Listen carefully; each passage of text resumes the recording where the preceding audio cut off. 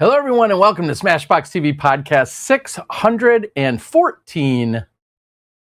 Right here, same time as always, just 24 hours early. Johnny, this might be the earliest we've ever been for a show.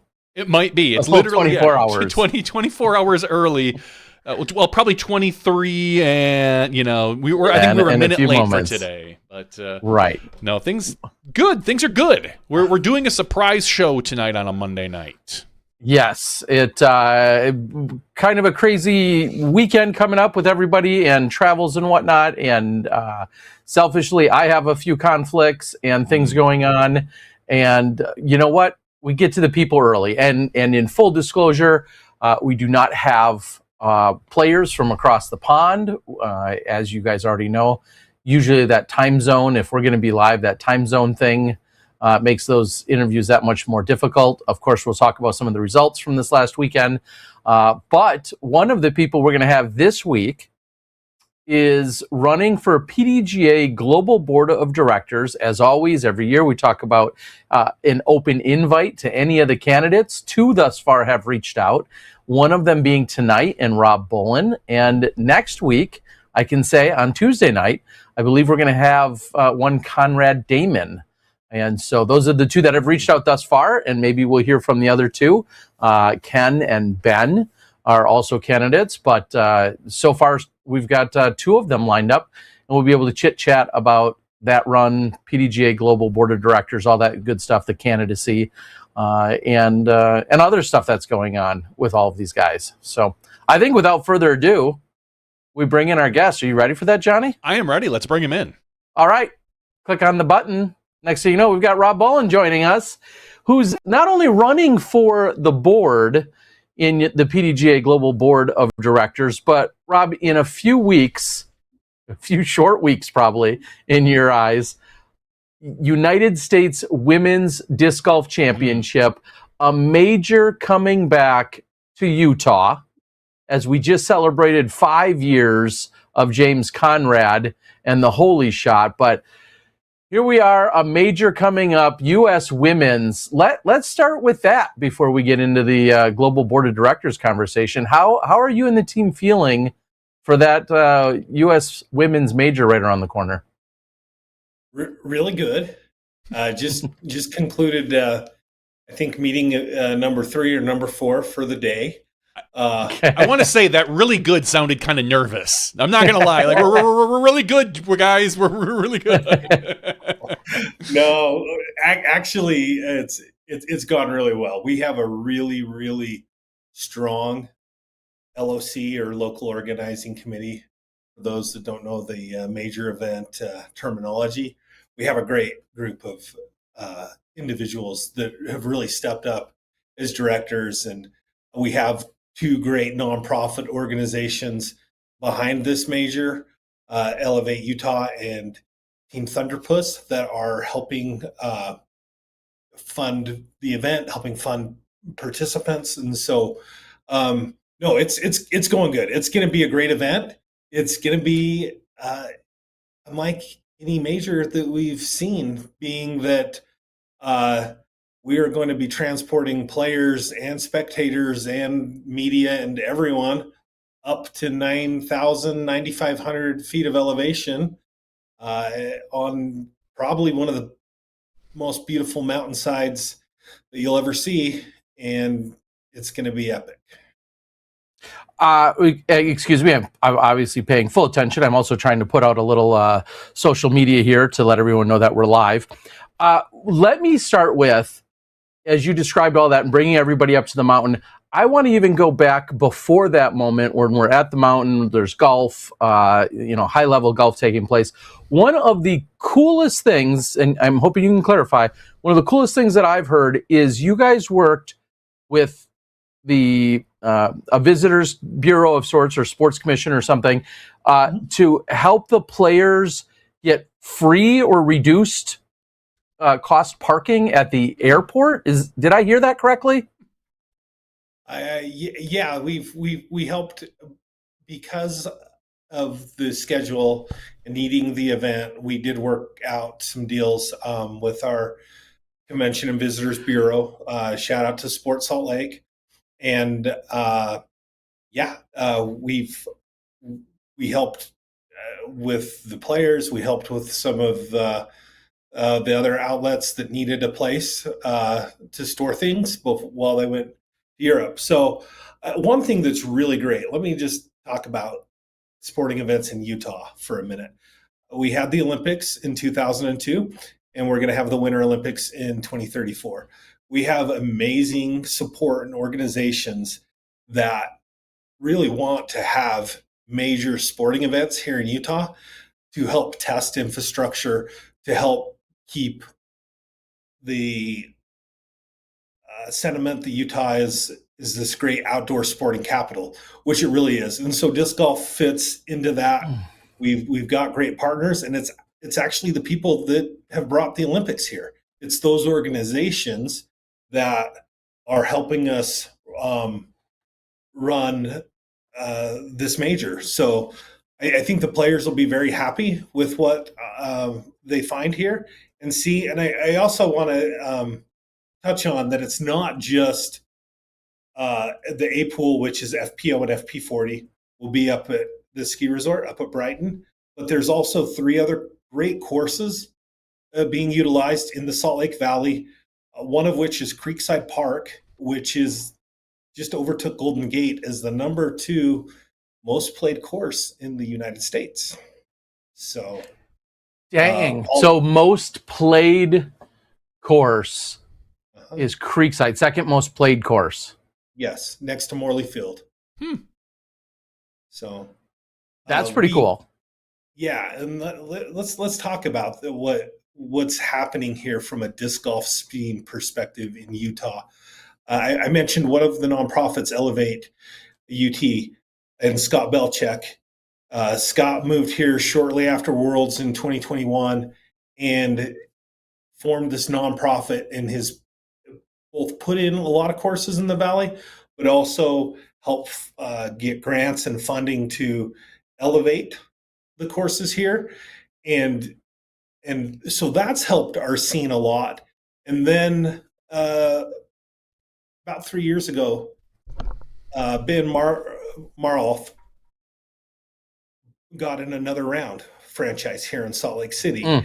And, another round is a great vibe with you go in and you buy discs and you get a beer on tap, and it's this great experience. Well, we all were looking at each other because Utah has had some interesting liquor laws in the past. And we, so at first it was kombucha on tap, but as of about 6 weeks, there now is beer on tap at another round Salt Lake City.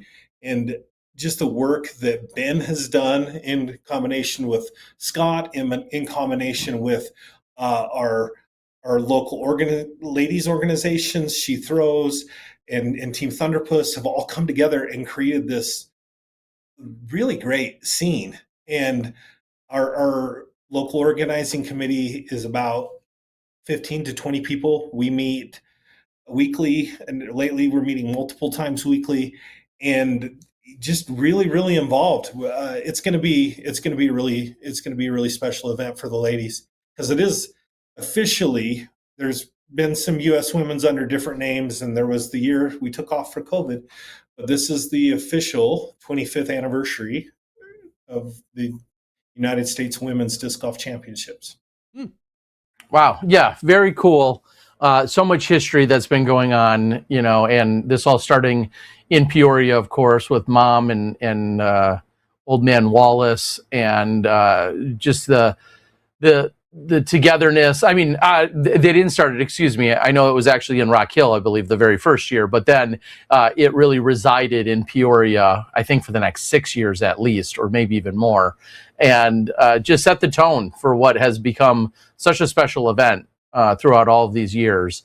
And, going to what you were talking about with the travel and players, I love that the Disc Golf Pro Tour and just all the powers that be recognize that even though there's an event in Heinola, Finland, or the Heinola Open is taking place, that they're not offering an FPO division, and that's to encourage that players are here and some then coming back a week early so that they can be here for the major that's focused just on the women's division. So I love that collaboration and that all that consideration was taken into place to be here. Now,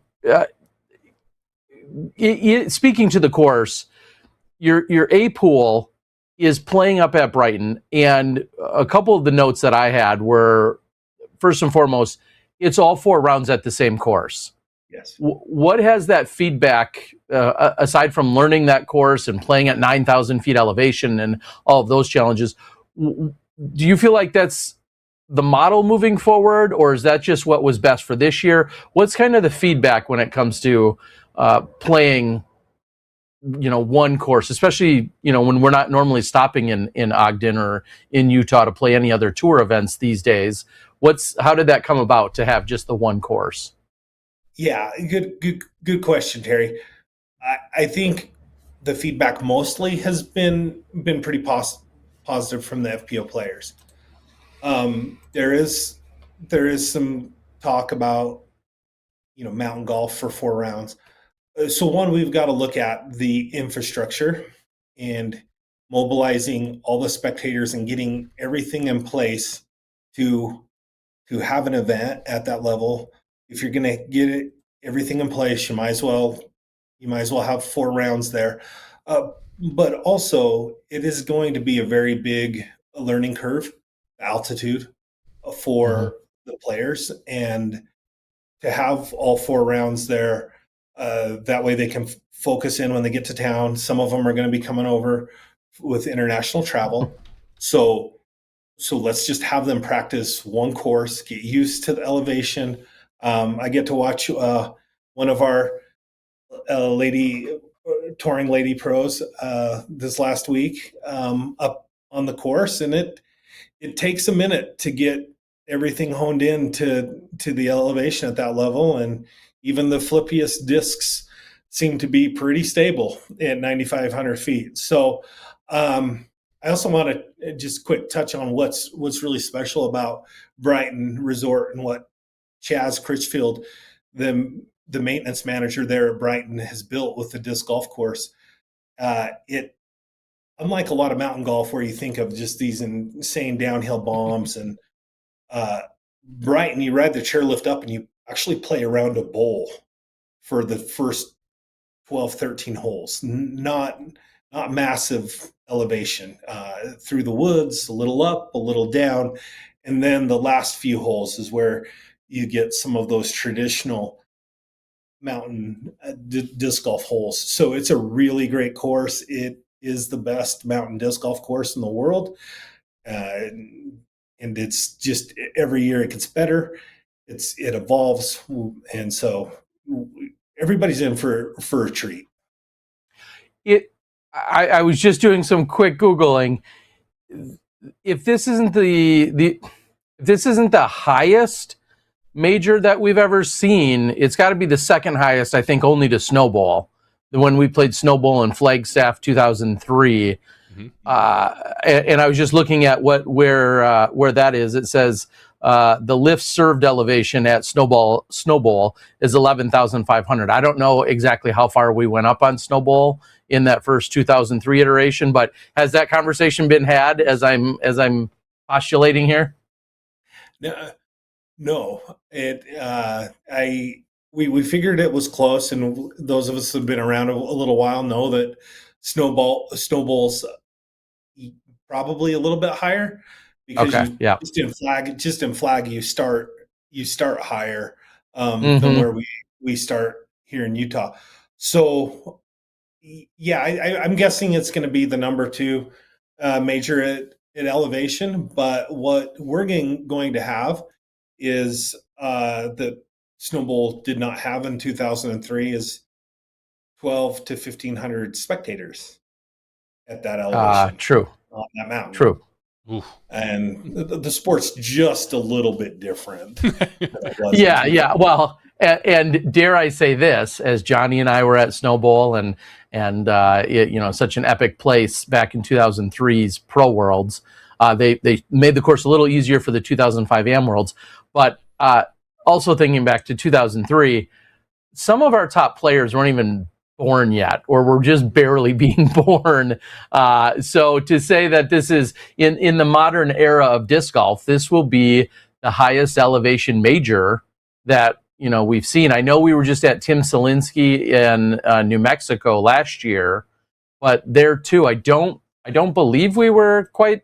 And I know I'm just kind of going off on a random tangent here, but it is kind of cool to see and hear, that some of these challenges for our modern day golfers. Yeah, it's gonna be something to watch. So Awesome. we're excited, and there's still some VIP passes available and lift passes available up there. We're gonna have some players parties on the mountain. We're gonna have Fly Mart on the mountain. We're gonna do some other things in the valley as well. Maybe Elaine King wants to come up to hole 17 is probably going to be the equivalent. Hole 17 on the tournament is going to be the kind of the equivalent of that shot.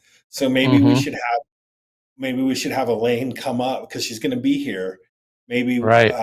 We tried to have a recreation that many years later. Wasn't it Jake? Yeah. Wasn't it JK at the basket? We might have to get her down there too, and just try to. And she'll have to get up. The 17's elevated on a rock. It's beautiful. There's going to be tons of coverage of it, but you'll see the basket up on a rock. So maybe we have some players rock climb a little bit to provide the same effect of the disc coming in and the player being right at the basket. So just the last detail on that is, as you were saying, 4 total courses, but the A pool, which will consist of our FPO and our FP40, will be the 2 divisions that ultimately play on the Brighton course. All the other divisions will be spread out among the other 3 courses, but FPO, FP40, and then, of course, Disc Golf Network will be there covering the FPO division. So all this chatter kind of culminates in the fact that you're going to be able to watch the FPO action out there at this course. Very cool. And then the last thing I'll say on that is, unless you have other stuff on the event, I do love that I've seen some social media posts from you and your team going out on the mountain, talking about the elevation, talking about the ski lift and how long it's going to take to get up there, how to get into town and start getting adjusted for said elevation, whether it's 5,200 or 9,500 feet and everything in between.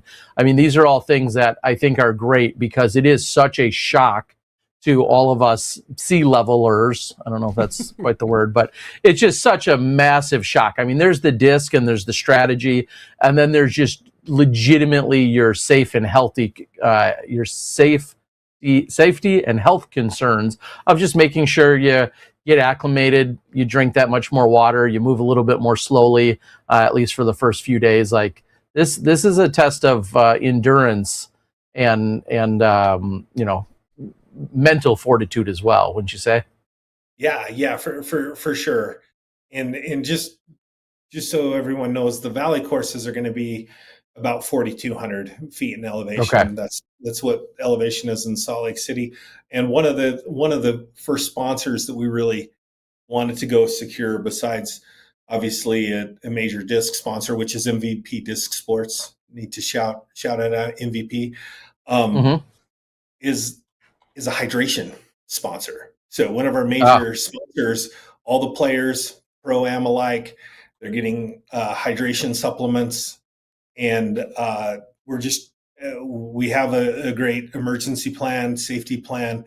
Our tournament, our course TDs and assistant course TDs all have had CPR training and emergency training where we've talked about altitude sickness, where we've talked about heat exhaustion, heat stroke, these things. So we are prepared. We're ready for this. It's going to be awesome. Can't wait. Hopefully none of that's needed, but yes, you guys definitely sound prepared for it. Now, does the sports, you just talked about, not only the history, but the overall involvement and the excitement about the sports in your area. How I hate to say it this way, but how do they care about 400 disc golfers when you're talking about Olympics being in town and some of the bigger sporting events on the planet? How and why do they still care about 400 disc golfers in town? I think a lot of the foundation to that starts with Team Utah Open, Jade Sewell bringing the Pro Tour here in the early days of the Pro Tour, which led to 2021 Pro Worlds, which had a huge economic impact on that area, the city of Ogden, it being on ESPN Top 10, Play of the Day, Play of the Week, all the everything that surrounded 2021 Pro Worlds, really got us there on the map. And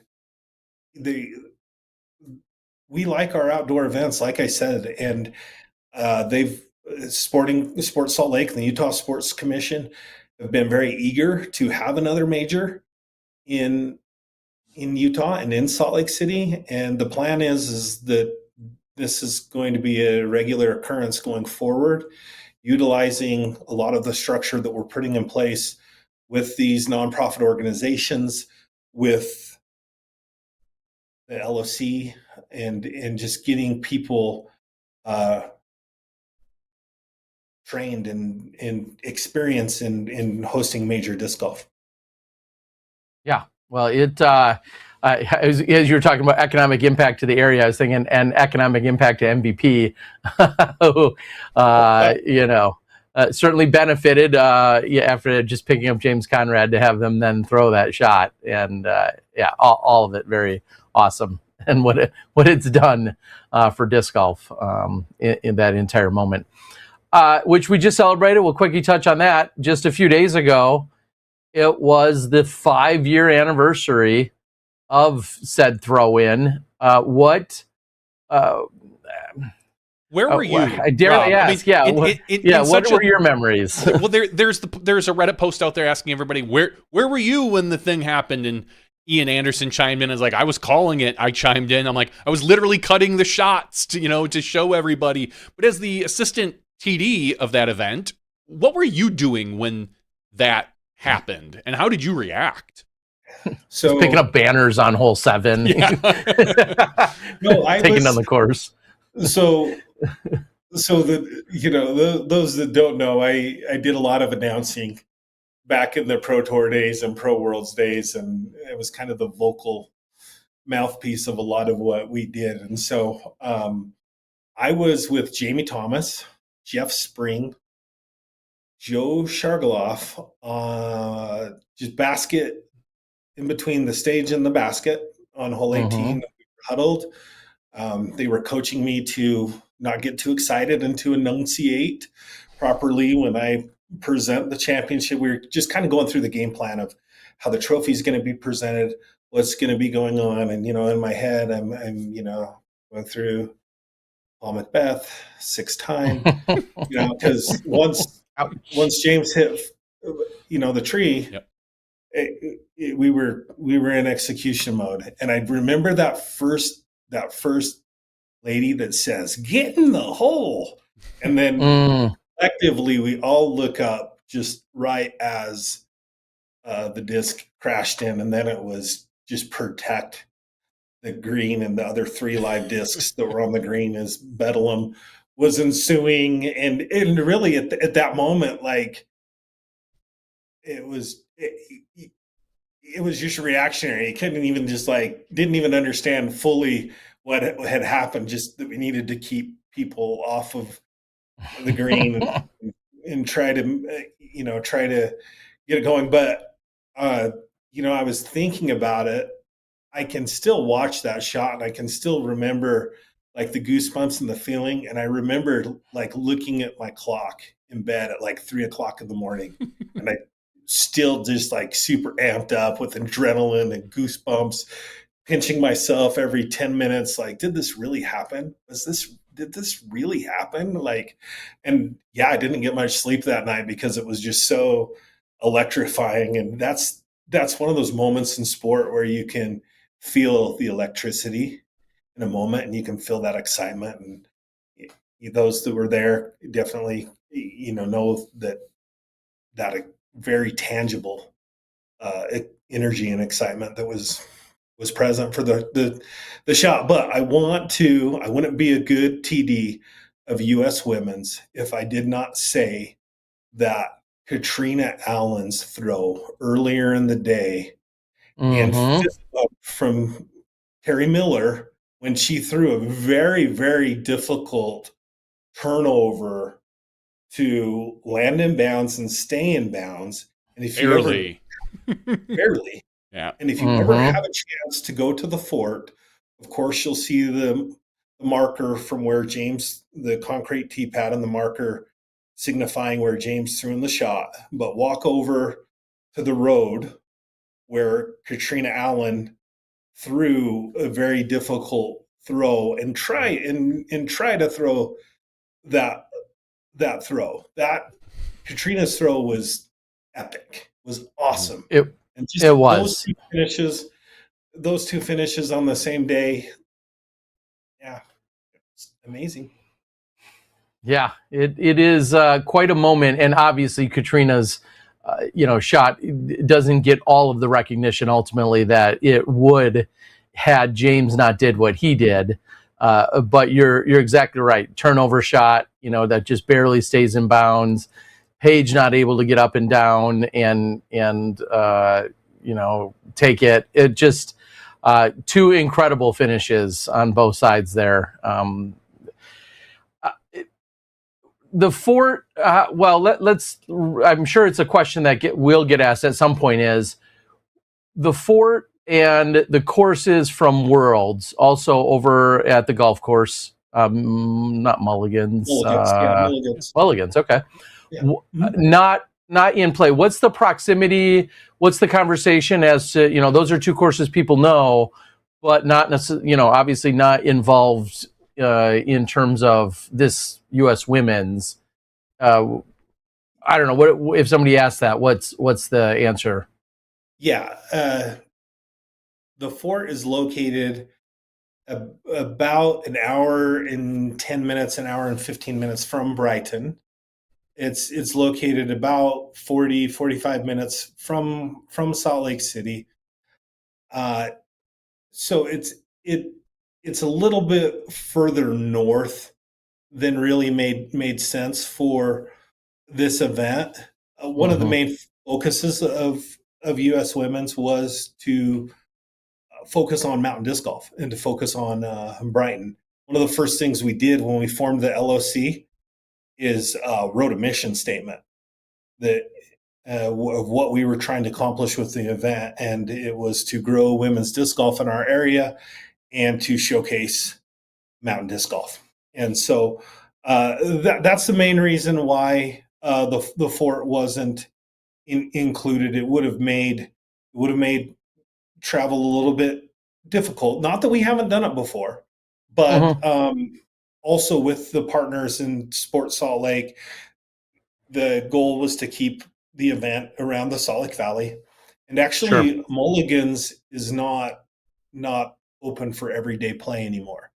It gets played once every couple years for an event. So that was the logic there. And to be quite honest, in having the second most played disc golf course in the U.S., we need to elevate our other courses in the Salt Lake Valley to take that pressure off of Creekside. And so that's what we're using this event to do, is to get more grants, get more funding into some of our other courses so we can make them all at that level and to take some of that daily pressure off of Creekside. Awesome. Very cool. Well, my last question about that and the event, middle of July. Yeah. What, and yet at elevation, but what kind of temperatures should players be expecting out there? Probably low to mid 90s in that time of year. We actually had a cold spell come through this week, so it's actually been in the 60s and 70s the last couple of days, which has been nice.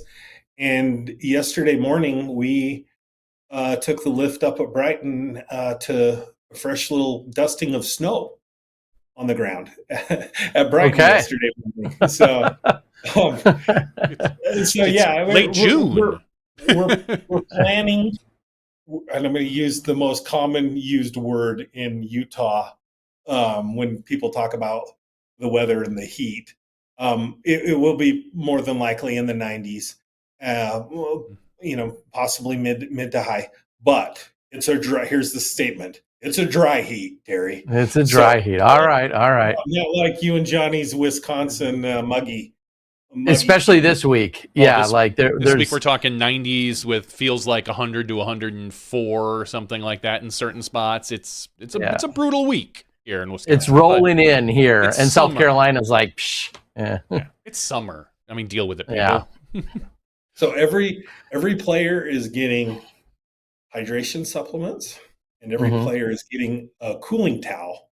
And I'd like to shout out Tita, longtime PDGA member Tita, for giving that idea to our LOC of like, why didn't you give everybody a cooling towel?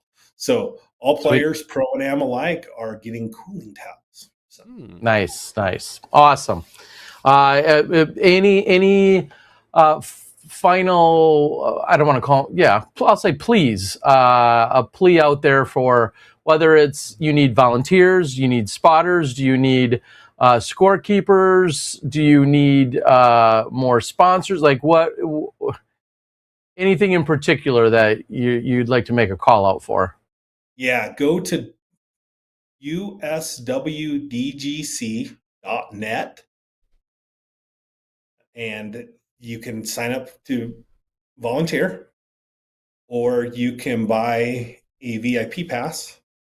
We still have some left. Has a great tournament logoed backpack cooler, and it comes with a stool. It comes with a ticket for a cold beverage, either alcoholic or not, up at Brighton. It comes with some access points on the mountain are going to be specific for VIPs. So, it's going to be a great VIP experience. Oh, and lift access. You're going to get a little bit better access on the chairlift with a VIP pass and parking. So, okay. But go to USWDGC.net and buy a VIP pass, become a volunteer, and we'll be happy to see you on the mountain. Sweet. Love it. All right. Well, because that's not enough work, hosting a major, you're like, why don't I try and sign up for a multi-year term as a global board of director or sit on the board of directors for the PDGA. You are now one of 4 candidates that's made it through, we'll say, the initial application process / filtering. And there's 4 candidates vying for 2 spots. And voting for that, I believe, will officially begin in just a couple of days here. So people have seen a few statements. People may or may not have watched a video that you did with me. They've probably seen you interact on some other social media platforms in some capacity. But let's talk about your candidacy and what it really means to you and what you're hoping to achieve. Yeah, I hope, first of all, by running a major right in the month of smack in the middle of the voting period, that can be like some campaigning that people will be like, oh, this guy's like really working his butt off for our sport. Right. This could be good or bad. I mean, if you put on a good show, it'd be great. If it doesn't go well, you could be okay. It will go great. It will, because we have such a good team, and it won't be because of me. It'll be because of the great local organizing committee that we have. No, it's always been something that I thought of, like one day I'll level up to potentially be on the board of directors for the PDGA. why don't I just first, Terry, if it's okay, just talk about my history. I grew up. Please. I grew up in a flying disc family. My uncle played all the events, the freestyle, and so while other kids were playing ball, I was in the backyard at Grandma's house throwing flying discs. Uh, I thought everybody knew what disc golf was, but in Utah in the mid to early '80s, we only had one course, and that was Creekside Park, and it remained that way up until 1999. So I grew up, in my teenage and high school years, like creating object courses on the side of the mountain in Utah, you know, setting up object courses in parks and just essentially being the weird flying disc kid. But so I grew up there. I've always loved disc golf. I've always loved the flying disc. It's just been great, and I've enjoyed playing. I've enjoyed watching people play. But probably about the time the Worlds was at Snowball 2003, I decided, Rob, you're probably a better volunteer than you are a player. You're not going pro, Rob. You're not going pro. Let's focus on being 1,000 rated volunteer and 1,000 rated TD, and so that's where I've put my time is behind the scenes. I don't need to be the main superhero. I'm fine being Robin and help other people run events and help the collective scene grow. And I'm just at a point where I do see a need right now for some vision and direction and guidance at a strategic level for the PDGA. And I really believe that that's what the board of directors is the group that drives the strategy, that picks what lane we get in, how we focus and how we get there. And let's face it, we're at a critical time. 5 years ago, we had this great big pandemic boom, and unfortunately, we haven't really been able to sustain it. And so it's up to us now as leaders and volunteers to decide how we take the trajectory of our sport forward. And I've always told people that, don't compare disc golf to pickleball. Don't compare disc golf to ball golf, regular golf. We are our own sport. We're a little bit different. And I think we all like that, and we've enjoyed that. We've grown to that. But what that means is we are going to find success, and we are going to find long-term growth and stability in different ways. And I believe right now that we need to achieve that by providing value to our membership base and providing value as an organization that goes beyond being the PDGA, being a tournament tax to play B tiers and higher. Because as you talk to members and you talk to people, that's the value. If I play enough events to where the tax makes sense, or if I want to play a B tier, I'll join the PDGA. And we've got to make it more than that. We've got to take some of that great intrinsic love that we have for this sport, and we have to incorporate that into being part of something bigger than ourselves in the PDGA. And that it's our organization. It's our membership disc golf organization. And as if we do that and we focus on providing value at all levels, and I want to focus a lot of time, effort, and energy on the development level in underserved areas, in developing countries, continue to partner with those nonprofit organizations that are really driving disc golf in those areas. But as we do that, a rising tide will lift all boats, and we'll be able to get more touring pros back on the road.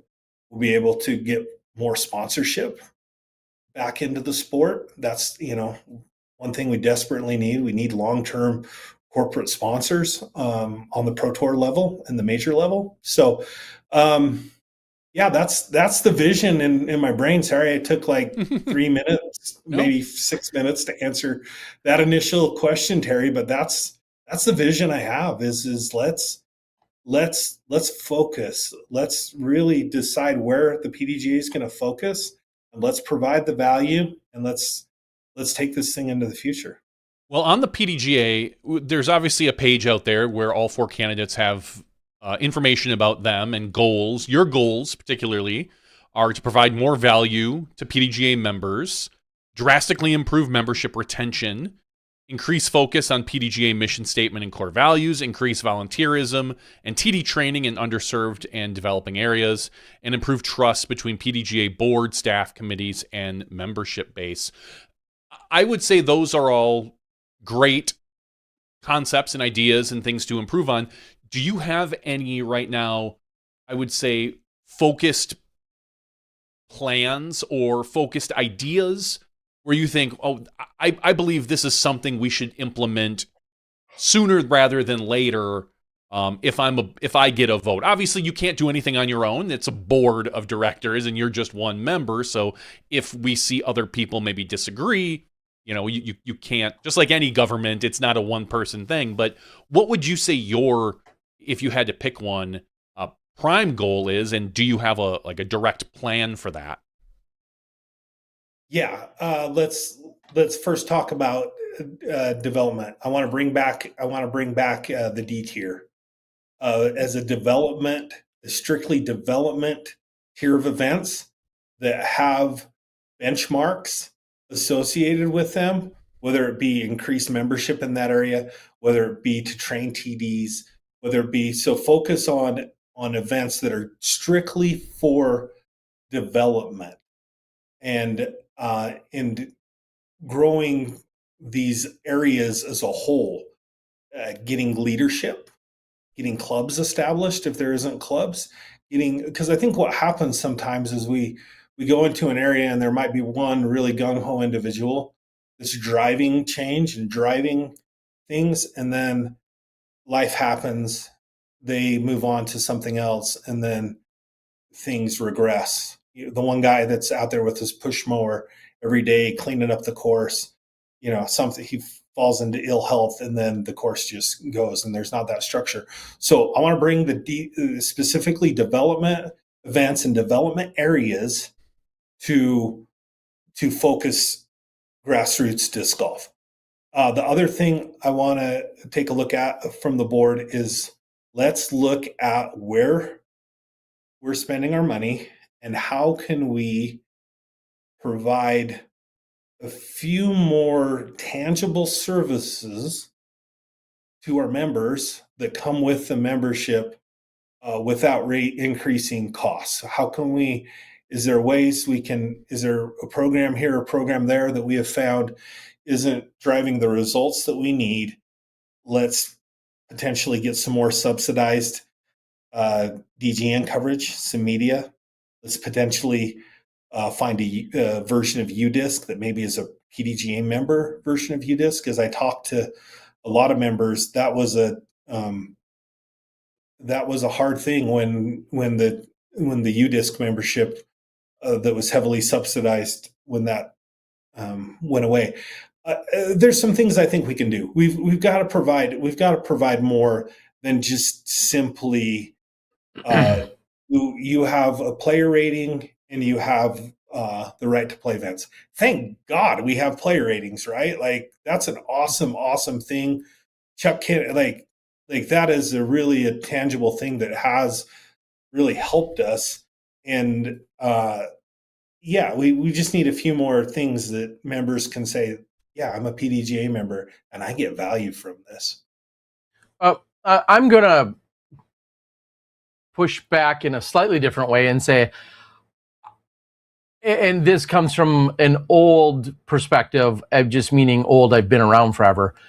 We're still at $50 frickin' dollars, like, for an amateur membership. And I love that you want to find more things to include within that $50, but I think about, and you maybe have the number, the last time we raised the fees from what, 40 to even 50 was what, 10, 12, 15 years ago? It's been a while. I know I have a major bias. Everything's the same price as it was 10 or 15 years ago, Terry. Exactly. And that's why I say I know I have such a major bias because I have been a member of the PDGA since like 1995 or so. Again, I want more value, sure, but it's still just $50. And what I wouldn't give to have my $50 from 15 years ago still buy me what it does today in so many other ways. I think I'd be a millionaire if I could somehow, capture that inflation in my favor. So I guess that's my only thing. Maybe I'll follow it up and say, with all of that being said, does our membership need to raise at all? Or do you love that $50 number and you want to make it more valuable? It may, but I'm going to counter. By the way, I love healthy conflict, and I'm going to counter your healthy conflict, Terry, with some healthy conflict of my own.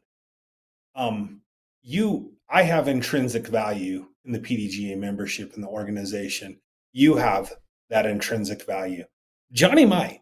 I'm not sure exactly, where Johnny values his PDGA membership these days, but to you, you're getting value from it. You're saying, okay, I am getting value from this $50.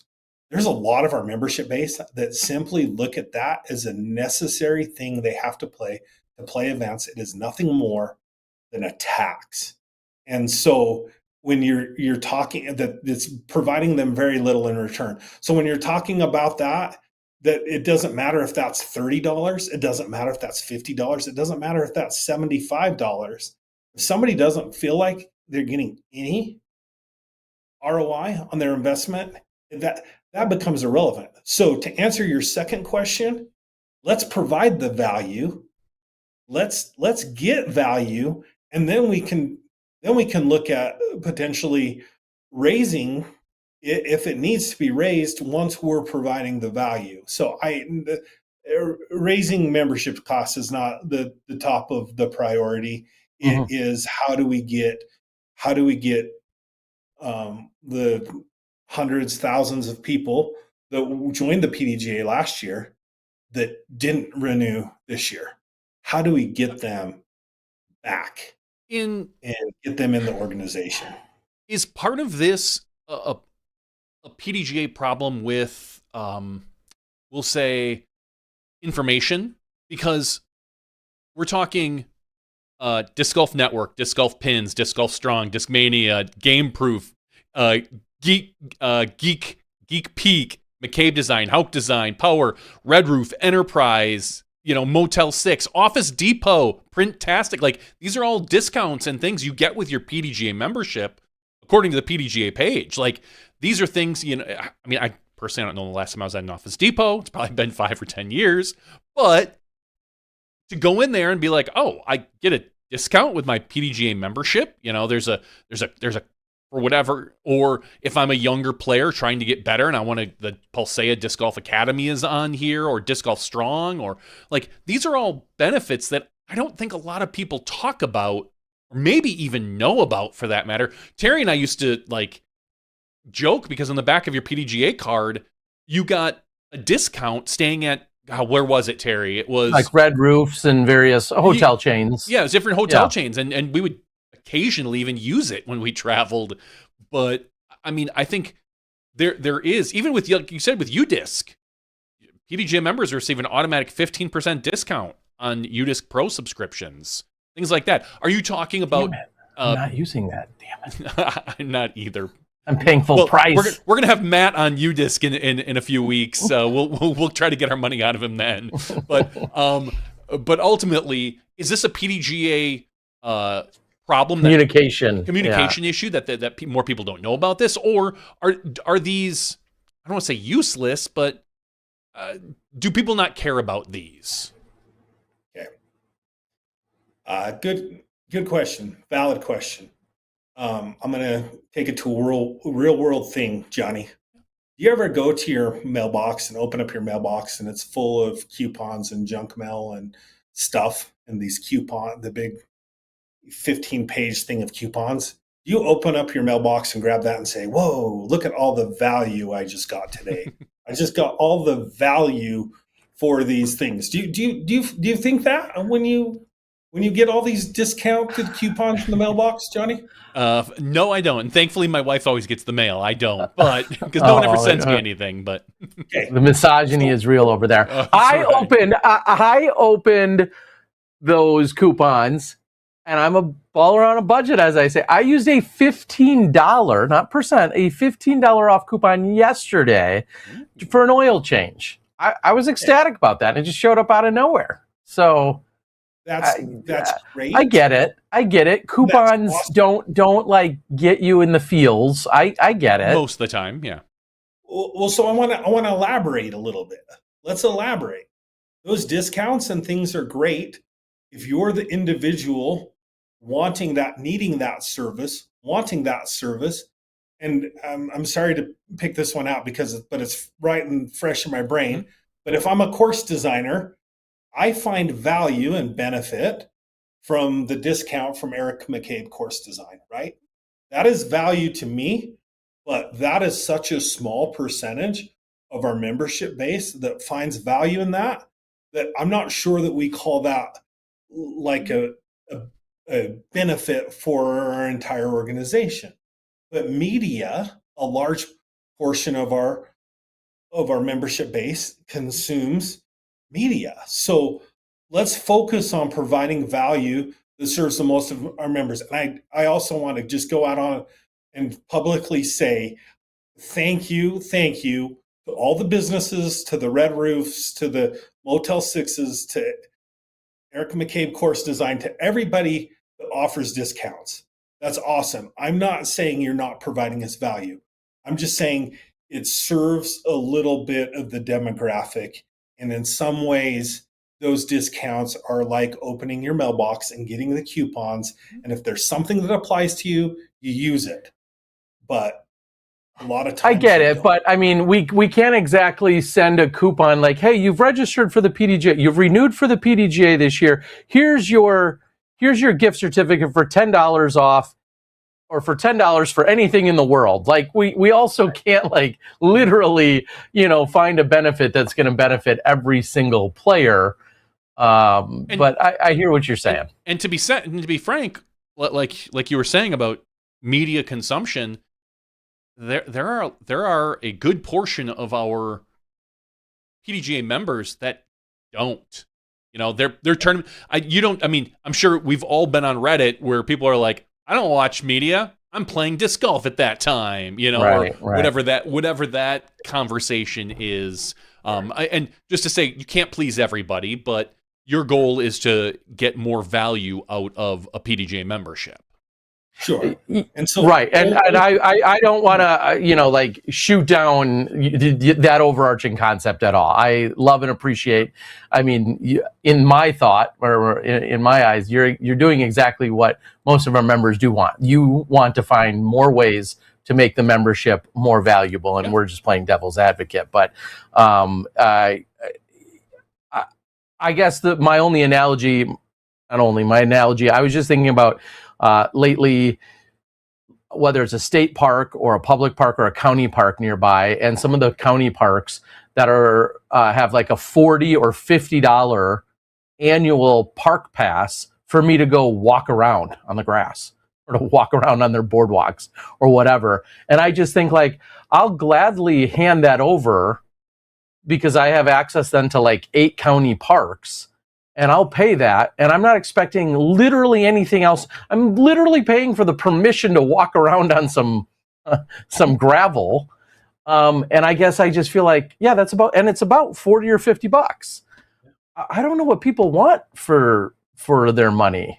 To feel like it's just not enough. But you're right though. Some players don't care about the big picture, and they do look at it as just as a tax. But then I also think, well, maybe organized tournaments aren't your thing either, though, because you could go play plenty of events or plenty of golf without ever getting into a tournament if you really wanted to. So I guess I have a very old, skewed perception of the average golfer maybe as well.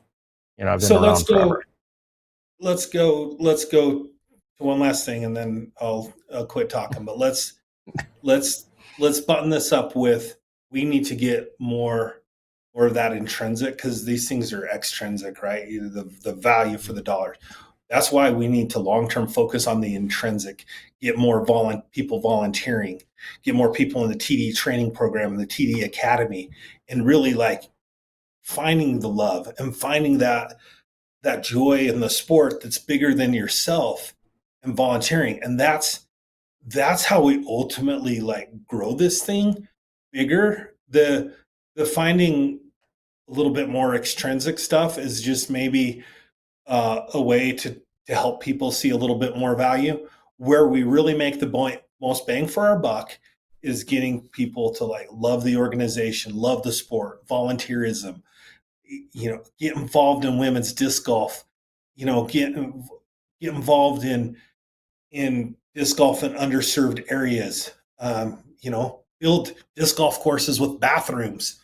So, and amenities, get really think about that big picture of all of where we want to take the sport in the future. So, there you go.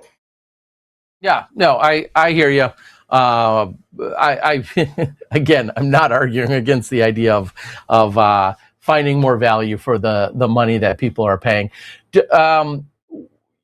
I feel like if we polled 50 disc golfers and said, give us the most important thing to you related to disc golf, like your agenda or platform statement or agenda item, out of 50 disc golfers, you'd probably get 49 different answers, which makes it very tough to like align and to be a great candidate.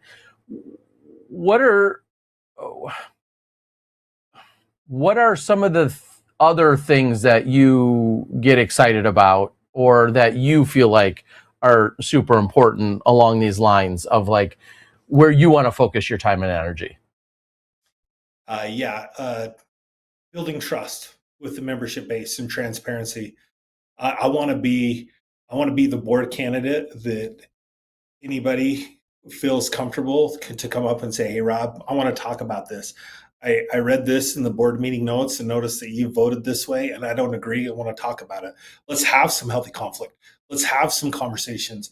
Let's be visible. Let's be out in the community. Let's build trust with the membership base. I think that's really important. Let's be totally transparent. I want to give the current board and the staff a huge shout out for what was released and the spring summit slide deck was awesome. Like, we got so much information on what different programs are succeeding and financially viable, and where we might be falling short a little bit. We need to continue those things. We need to be transparent. This is a member run organization. And so we need the members to see like, this is what we're doing. This is what we're working on. And hey, if you want to talk to me about it, I'm going to be over here at this event. And so I'd like to see us hold more town halls at Elite Series and major events where the local communities can come and talk to a member of the board or talk to a member of staff and have some good open dialogue. Because one thing that drives me nuts as a volunteer, as a TD, etc., is when the feedback you get from somebody is like, this course is trash, or hole 17 sucks and is trash. You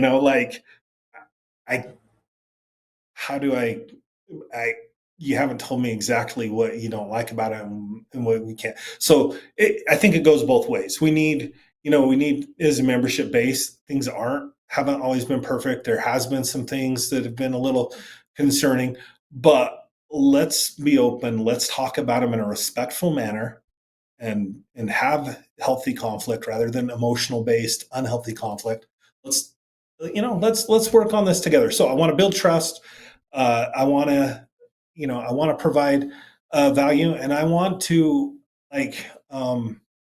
in the Q&A thing from the board candidates that was just released today. It talks about the members of our organization submitted questions for the board candidates to answer. One was about women's disc golf, and we've always hovered right around 7% of our participants are female. We gotta figure that out. Like that's one thing that just hasn't changed, and it really needs to. So I want to focus on that. I want to try and put resources towards that. I think collegiate disc golf might be an answer, and I think instead of being reactionary in how we treat women's disc golf, like, oh, we should add a women's division, or we should, we're doing a youth camp for young boys. Oh, we should probably open it up to women. No, we should go into it with the mindset of we're going to have a youth camp for girls and boys.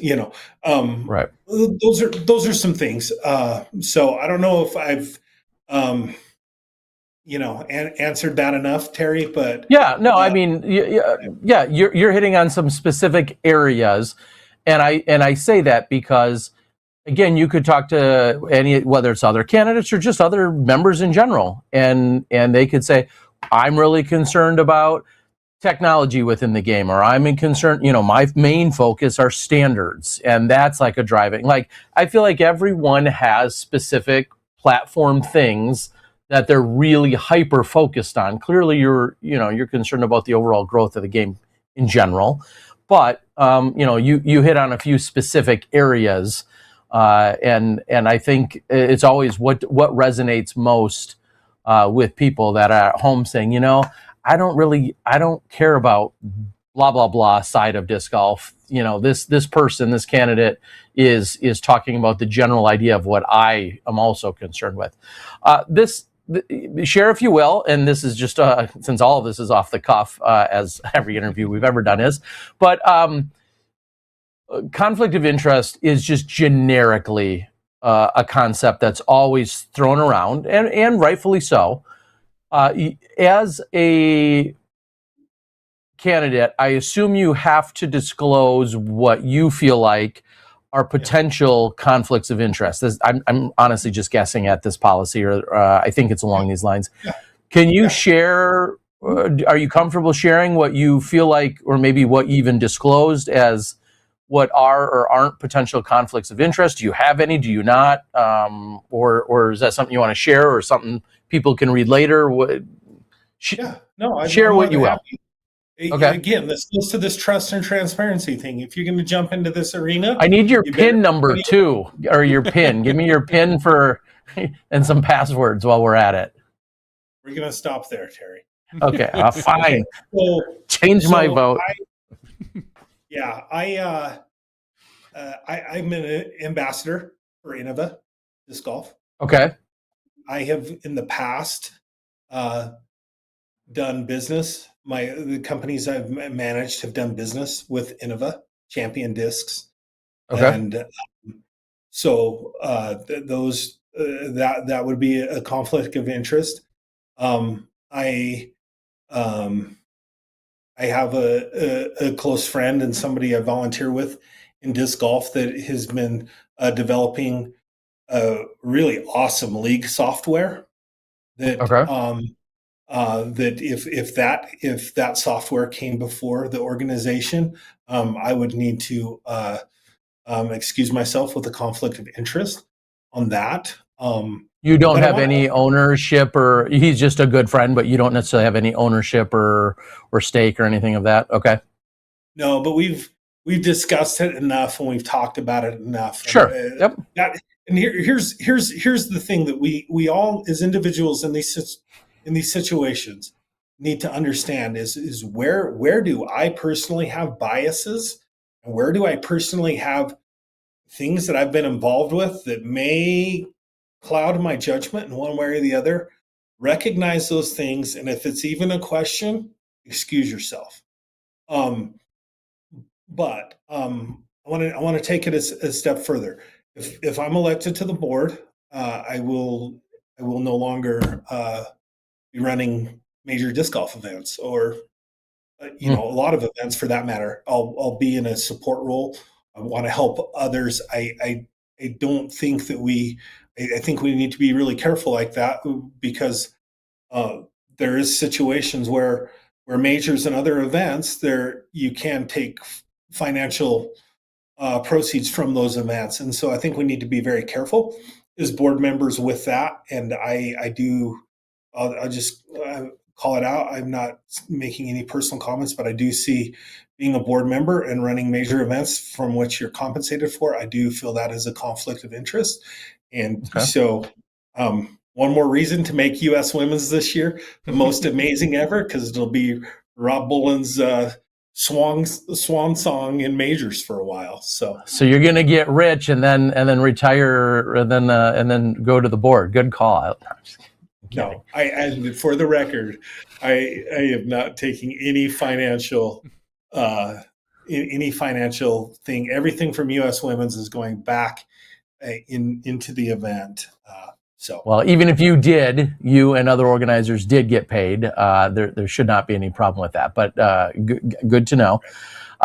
Okay, so is it and I genuinely don't know this, is it an option to remain sponsored as an ambassador level sponsorship from Innova in your case? Would that be an option that you could decide if you wanted to continue that, or is it kind of a requirement that in that case you would have to even give up your Innova ambassador title? I believe that board members can still have ambassadorships and those type of things. I believe it's staff members that can't, but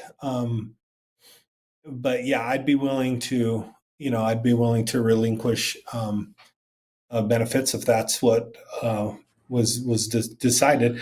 I believe that Wilbur Wallace on the board is an Innova ambassador currently. Right, and I'm going to just quickly editorially say what I've said for decades, which is usually the people that are taking on more leadership roles, board roles, club presidents, they're usually the ones that own the screen shop, own the printing shop, own the construction company, because they're go-getters. They're the people getting shit done in the first place. And then they also happen to lead the club, and they didn't start the club so they can enrich themselves. They're just the person that's the most organized, that usually is also getting you a discount to getting the concrete, to getting the lumber, to getting the whatever. So I have a real hard time, so to hear, you as like an ambassador, you're getting, a few discs a year, so to speak. It's not like you're being showered with tens of thousands of dollars of product. Just in general, for any of our players, or ambassadors of any team, that just shows that you've proven yourself as worth to one of our major manufacturers, who has then supported you. I don't know. I don't want to say I think there's never a conflict of interest, but it's at such a low level of support that you're getting, so to speak, that we're not moving any mountains here, figuratively, over there in Utah. So anyway, okay. Every person though that ran for the board or is running for the board, they fill out their potential conflicts of interest, and those are not public at some point. Do you know? I'm not sure. I don't see anywhere where the conflict of interest statement that I filled out has been posted. But I know that we all have them. But that's an interesting to bring up. Should those things be, if we're going to be transparent, should those documents be public? Yeah, that's a good question. But anyway, regardless, I appreciate you sharing as you did. What you feel like were the potential ones that you would put down on that. What else do we need to know in terms of you and your candidacy? Is there anything else that we need to touch on? I just know that I love disc golf, and that I'm the only reason why I'm doing this and putting my hat in the ring is I do believe we're at a juncture that I can help with some of the leadership. Have really been blessed beyond measure in my life. I've had a really, really good career in packaging, and have, have um, a career that's allowed me to travel and allowed me the time to go to events.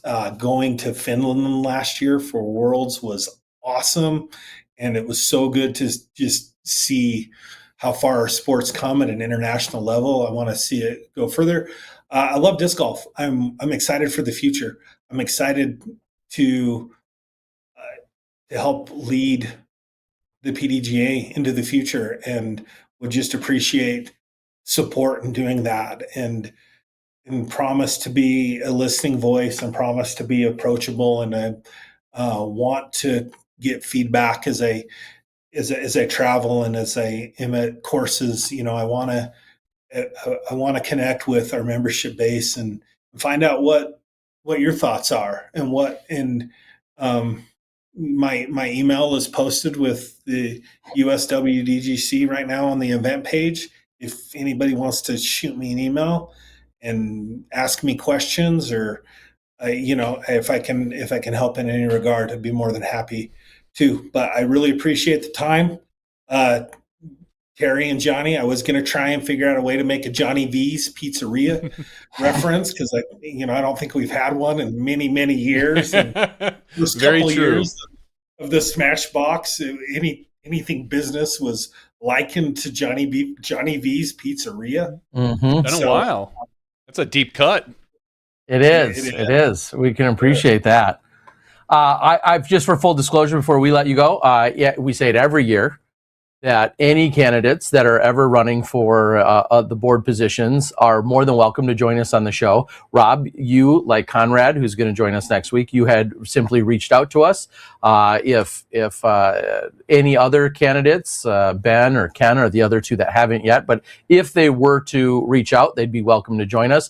As always, we don't have any agenda or script here other than getting to know you guys a little bit better.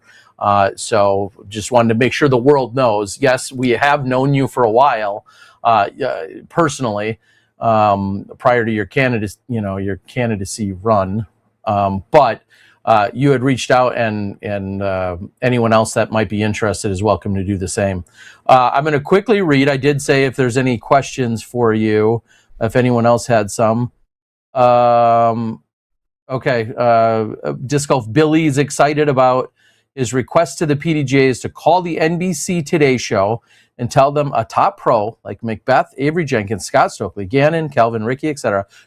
Didn't mention any women, but should. Will be happy to demo putting.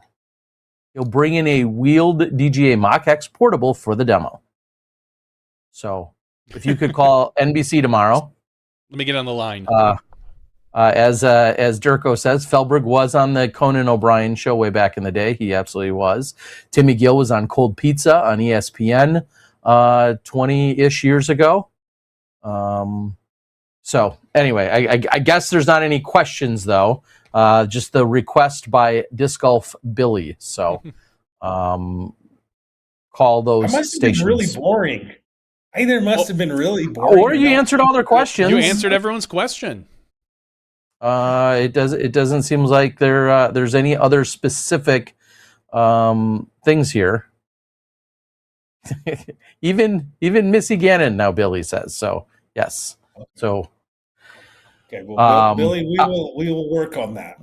Yeah, I mean, Billy, I think I'll just quickly interject and say that's kind of exactly what I mean. Is every person has a different idea or agenda item as to how we could potentially move forward, get bigger, grow, or I guess those are three of the same things.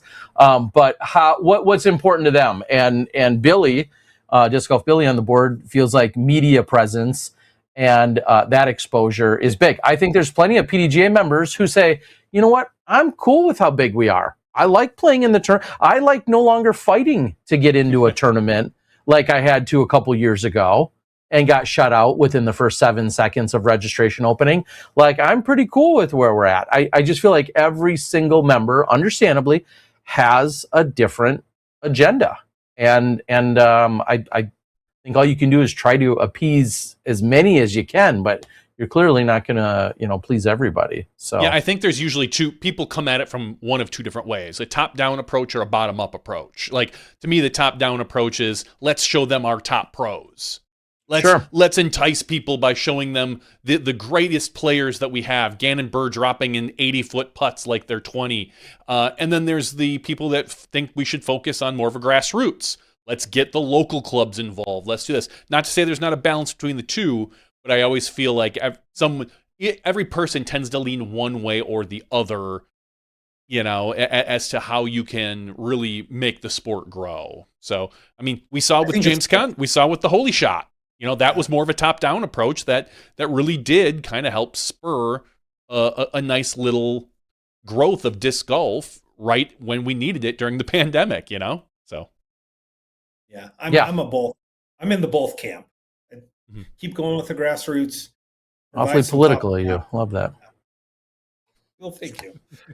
We are in a political environment right here, Terry. I totally agree with what you're saying. Like there, I think, is a sprinkling of both. Both sides are necessary, or could be the right ingredient. And I've said it for decades now. Or tomorrow, the kid of a CEO at Google could get hooked on disc golf because they randomly found it, and next thing you know, Google gives a crap about disc golf at a massive level, and hundreds of thousands or millions of dollars are poured into the sport because the right kid picked it up and then convinced their parent it was cool, and the parent's like, oh, we could own this industry for the cost of my annual bonus.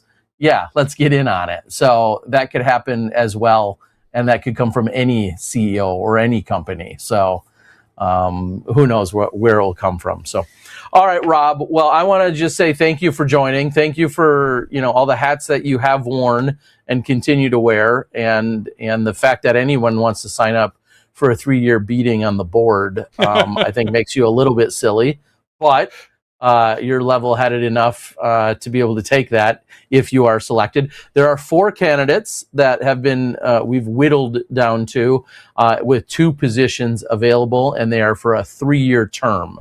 So just making sure everybody knows that as well. All right. Anything else, Rob? No, that's all. Just have a good night, gentlemen, and hopefully I see you both soon. And thank you for welcoming me inside the SmashBox. All right, pal. All right, everyone. Rob Bullen, he's looking for your vote for the PDGA Global Board of Directors. I believe Thanks voting for joining opens July 1st.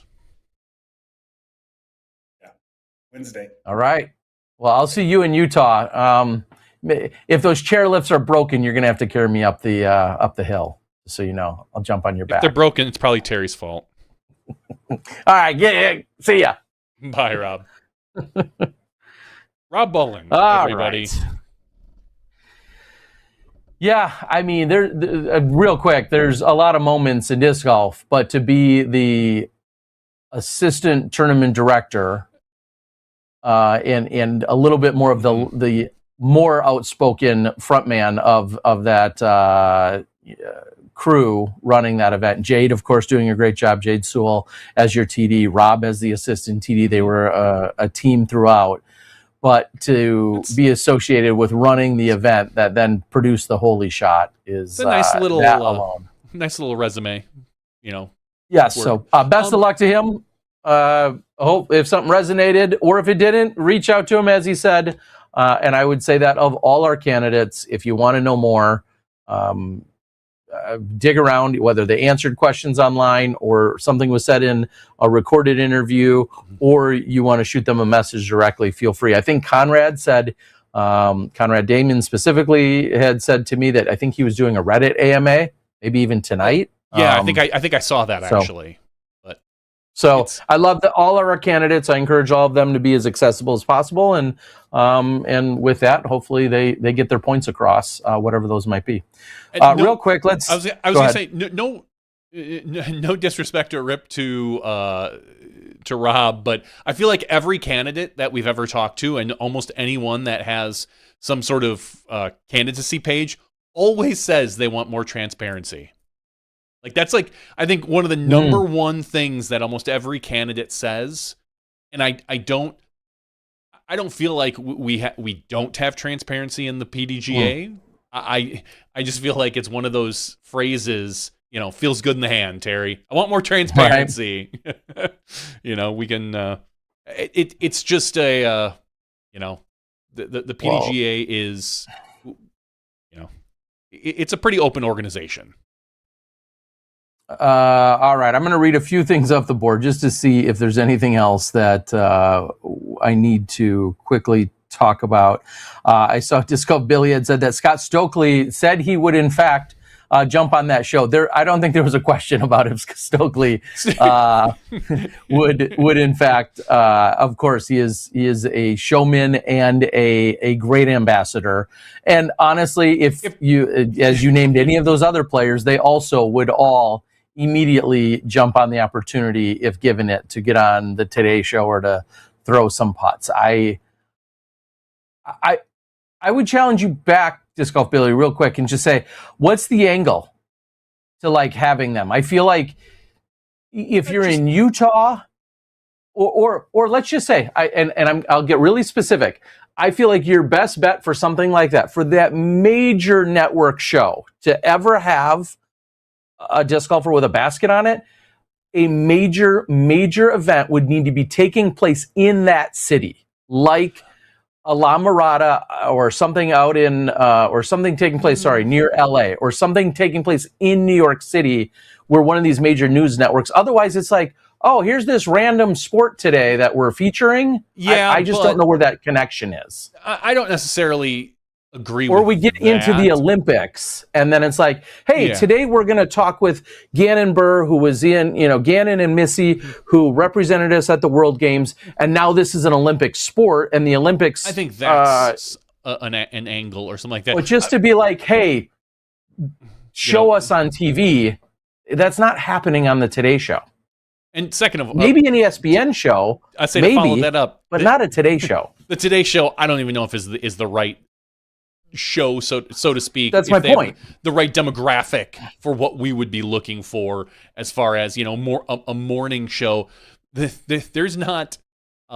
If you want to get stay-at-home moms in like probably their 40s to 70s, maybe the Today Show is a great one to go with. But I understand your concept as far as you would like to see more disc golf on a major network show of some sort, and I get that. I think honestly, something like a Sunday morning might be a better aspect on like a CBS Sunday morning to display a new and upcoming sport. I think more people of all ages tend to watch something like that. But I would just say to that, every growing sport in the world would love to be featured on that as well. And I love us disc golfers, but we fit right into that same category as every other growing sport that would be like, hey, let's get on this major show. There has to be a logical angle for them to even be interested in doing it.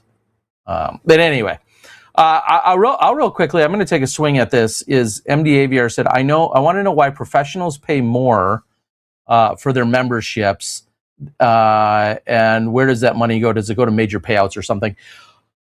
Yeah, I believe there is. I'm sure there's some line items somewhere within. If you, as with most questions, if you just dig enough, you can find it. I know that's been I feel like that's been asked even in a Q&A somewhere from the PDGA page as to talking about things that go toward directly or indirectly in a subtle or not so subtle way, helping with additional promotion and your majors expenses and things of that nature. When the PDGA, for at least for some time, was responsible, PDGA makes up for the shortcoming, we'll say, of a Worlds, at least at one point was. So you hold Worlds, you're planning on $100,000 payout, and somehow your LOC shows up and they only have $82,000 in the coffers. I feel like the PDGA would make up that other 18 at one point, and I'm just like making up numbers here. But point is, those are scenarios where the PDGA has, I believe, had to step into, I don't want to just say save the day, but has stepped in to make up for a shortcoming or something of that nature. Yeah, I believe it's out there somewhere. Yeah, I mean, I can understand the concept of asking, like, why is an amateur membership less expensive than a pro membership? Shouldn't just a membership be a membership? Because does the difference in money, the $20, go to a different fund of some sort that funds a different program? But from what I can find, and I linked it in the notes, PDGA membership fees go to a lot of different wonderful, great aspects, everything from organizing events to supporting world championships, awards, online disc golf course directory, the Marco Polo program, and there's a whole list. There's a long list I'm not going to go through. I guess I kind of understand the question is, a membership is a membership, kind of? Why is one why is one charged more than another? Like, yes, and I feel like that's answered somewhere, which is why I don't want to continue rambling, because I do feel like I've seen it actually answered in a direct way, other than what I was just kind of spewing about. Sure. But I'll have to look for that a little bit later. Yeah, I'm not saying it's not a fair question, but I do think it is answered actually somewhere. All right, I don't know if there's anything else in terms of the board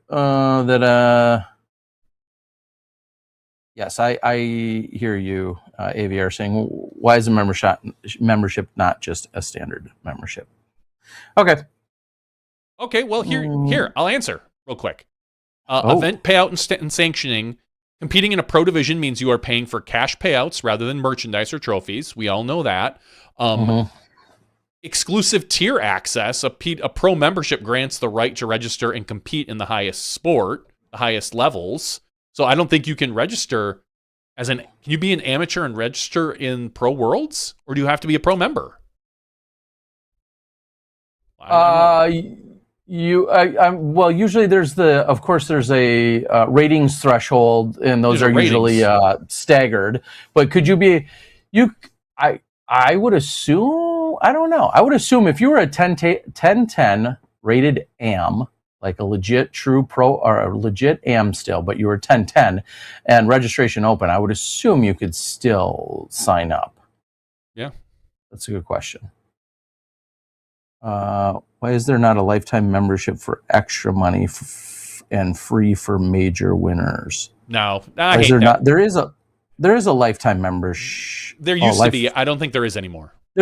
There's no longer an Eagle membership? I don't. I thought there was. Eagle member. I wanted to complete Eagle McMahon, who we'll talk about in a little bit. The Eagle membership.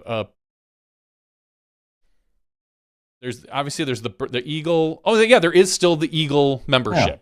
Yeah. Yep, that's the lifetime membership. Now, I don't see a spot to sign up for that. Didn't it used to be like $2,000 or something? It was for the longest time. Yeah, $2,000. Yeah, I don't see a spot to join the Eagle membership. I don't know if you can anymore. Maybe it's just on the membership page. But as far as all right, I hate the discussion of why don't we give a lifetime membership to like major winners. Who cares? No, keep paying. Make them keep paying. There's one person in the world I feel like that deserves, maybe two. An unlimited paid membership, and it's Steady Ed and maybe Stork. Just saying, those two. If you told me those two members get lifetime membership for free and never have to pay, I would be okay with that. I would be 100% fine with that. Even Kenny, let's make Kenny pay. Yeah, I was going to say, otherwise you're going to start splitting hairs here pretty soon. And then the funny part to my follow up to that would be, is that only pro major winners? Is that only open divisions? If you win, no disrespect to them, but you win MA 55 at AM Worlds, right? You're a major winner. You've won MA 55. You're a world champion. Is that free membership for life? Like where we could really start getting into splitting some hairs. about who you're granting then a free lifetime membership to. What I could get behind is saying Don't say that something dumb. I'm going to say something. I always do. Okay. One of the benefits of being a PDGA member, obviously, is all of your stats and everything are kept on the PDGA page. And when you are not a member any longer, sometimes some of those things are hidden from you, which it used to be the case. I think now, if you're a PDGA member, you can see all those stats of everybody, whether they're a member or not. Now, I think that was changed. But what I was going to say is maybe you say that if you are some sort of major winner, your stats are available to everybody in perpetuity. Maybe that's a small bonus, but not that you get a free membership to the PDGA. So, splitting hairs. It's one of those little things. So. Okay. All right. Well, speaking of pros, let's move over to some professional disc golf scene on the other side of the pond, I think, as some might say. They might say what that. happened?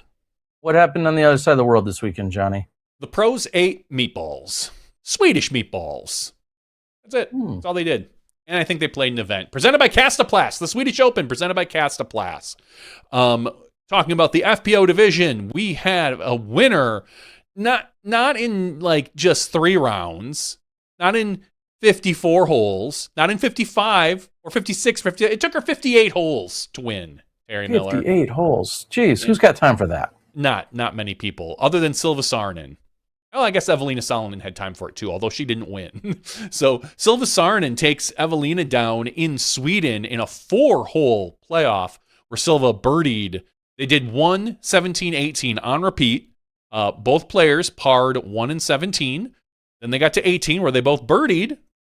And then Silva was able to pull off the birdie on hole 1 again. She got a 2 on a 364-foot hole, where Evelina was unfortunately only able to card a 3. So Silva Saarinen wins the Swedish Open. I think she's undefeated in Sweden in like the last 3 years or something is what I saw. Something like that.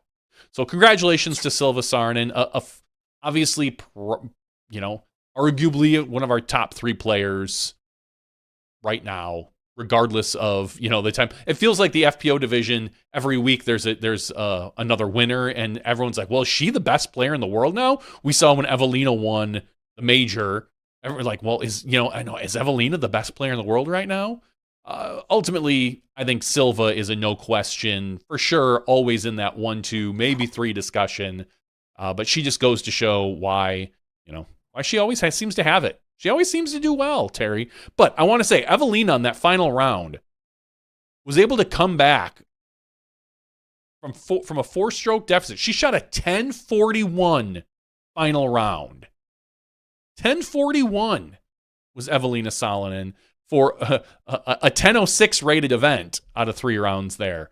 So Evelina just crushing that final round. And it goes to show when her driving gets on, she's unstoppable. Like we've seen this forever from Evelina. And now, as a lot of us have kind of gone to notice, 9 for 9 C1X putting on that final round. Damn. Like when she's feeling it all around. Her game just looks great.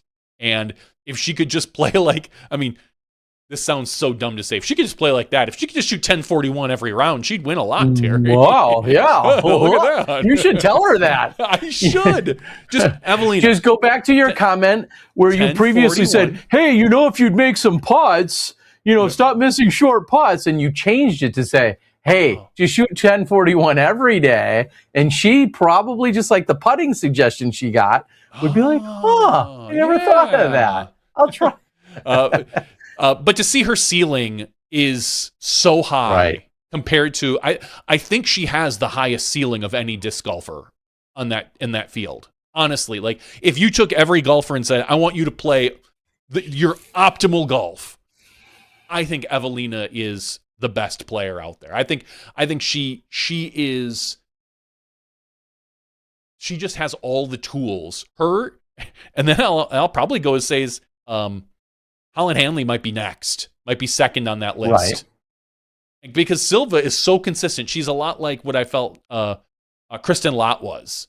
Like, Kristen was never the furthest driver. She was never the best putter. She was just so consistent. She got up and down. She put in most of her C1X putts, but I never considered her, like, her skill set to be the best. Just the overall game was. And I feel like Evelina, man, when she's cooking, when she's firing on cylinders, no one can touch her. Nobody in the division, even playing their best golf. Silva does not beat Evelina when she's playing her best golf. And that's just kind of the way it is. The problem is, and it's why we play the game, Terry. No one plays their best golf all the time. So Silva Saarinen, number 1. Evelina, number 2. Number 3, Matilda Ringborn. That's a name I don't really know. She is from another player from Sweden, Tyresö, Sweden.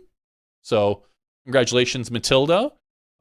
It's always fun to see some of these names and massacre them. So I appreciate it. Number 4, Kristina Yursakova? Yes, thank you. Yursakova? Yursakova. Yeah, Kristina Yursakova.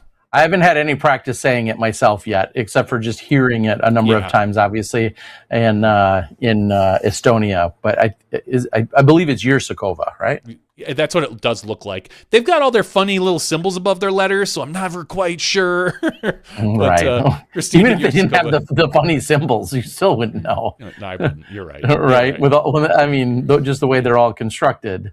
Yeah, the symbols tell me nothing other than it's more difficult than I thought. Yeah, that's what I'm saying. Like, I see the symbols and I panic. Like, oh crap! The accent aigu over the a, which is the way it was called in French. Does that make it say ah or or eh? Like, I don't know.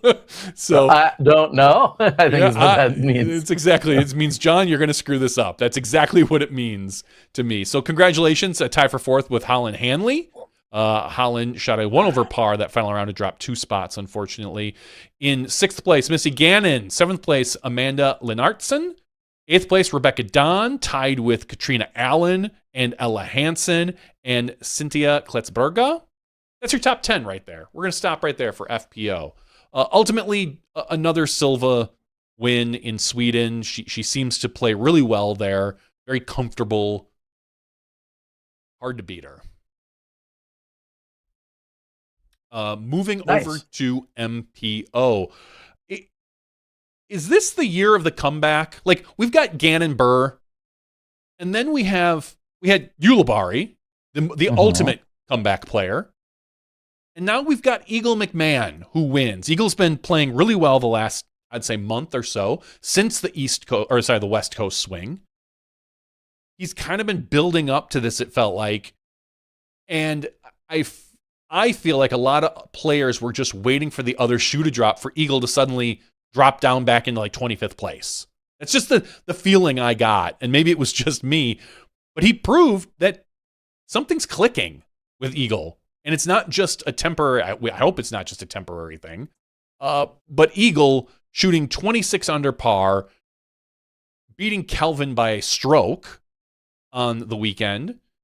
Just a great story overall, and I really hope we get Eagle on the show sometime soon, because I'd love to talk to him about his journey over the last, what I feel like is 3 years of kind of off and on, some injury, manufacturer switch.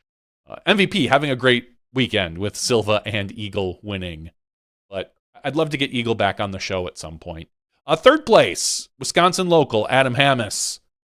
Shooting a 12 under par, a 10.86 final rated round to jump up 14 spots to get to 3rd. That must have felt pretty good thinking, you probably didn't think he had much of a chance to win, but to get onto the podium from being in 17th place, that's a heck of a showing for Adam Hammes. You show up and you think, okay, let's have a good day, let's finish strong. Top 10. You're not necessarily thinking, yeah, man, I just, maybe I'll shoot up like 14 spots into the podium today. Yes, you have confidence, but you're not necessarily calling that either, that shot. No. So nice work by Adam. Correct. It was honestly in general, a pretty tight field up at the top, because you've got 26, 25, Adam at 23, tied with Ezra Robinson at 23, who at one point held the lead. He dropped from 2nd into 3rd. Tied with Adam. In 5th place, Gannon Burr shooting a 1062 final rated round. Overall, a 1053 rating, which Washed. That's right. Washed. Please tell me somebody said it. I mean, this yeah. I don't even have to ask. Somebody definitely said it somewhere and probably meant it. I don't know if anyone could say they meant it, but I don't know. But Gannon tied Ricky Wysocki at 5th place, shooting 22 under par. In 7th place, Eetu Tuominen. 8th place, Nestori Tukkanen, tied with Jake Mon. And that is your top 10. I'm sorry, that was your top 8 technically. 10th place, Jakub Samarad? Napik. Oh. Jakub Napik. Luke Taylor, Niklas Antala, all tied for 10th. What does this... Is this kind of the same story, Terry, that we saw when Yuli won in Austin, where the course really opens up more chances for other players to play well and win, and not just have the same names, even though the same names are up at the top? You can't stop that regardless of the course design. But does this open it up when, God, looking at the course, it was, wow, how long was it? I'm trying to look for the scoreboard. And don't you dare tell me in meters. I'm going to tell you in meters, Terry. No, 8,291 feet for MPO. Oh, jeez. Yeah, like a pitch and putt. I mean, I've played a course that long, so yeah. I mean, I shot terribly, but I've played one that long. I mean, if it's over a certain number, I won't even step on it. But no, it 100% does. And full disclosure, I didn't consume the content from the weekend, but what I did see was one single shot. Not a shot of golf, a single screenshot that was posted by one Simon Lizotte. Mm-hmm. And it was something along the lines of, "This is why I love this type of course," or something like that. And he was taking a screenshot of the scores and how compact they were. And that's the only thing I saw. That was the most disc golf coverage I saw this weekend, was that screenshot or that post by Simon taking a screenshot of a screen or something. But anyway, just saying something along the lines of, "This is why I love this style of course," or something about that. Simon's talked about that all the time. Yeah, not Simon proofing a course, not Eagle, or at one point Eagle or Gannon proof, like to have these 12, 14, 18,000 foot courses, whatever they are.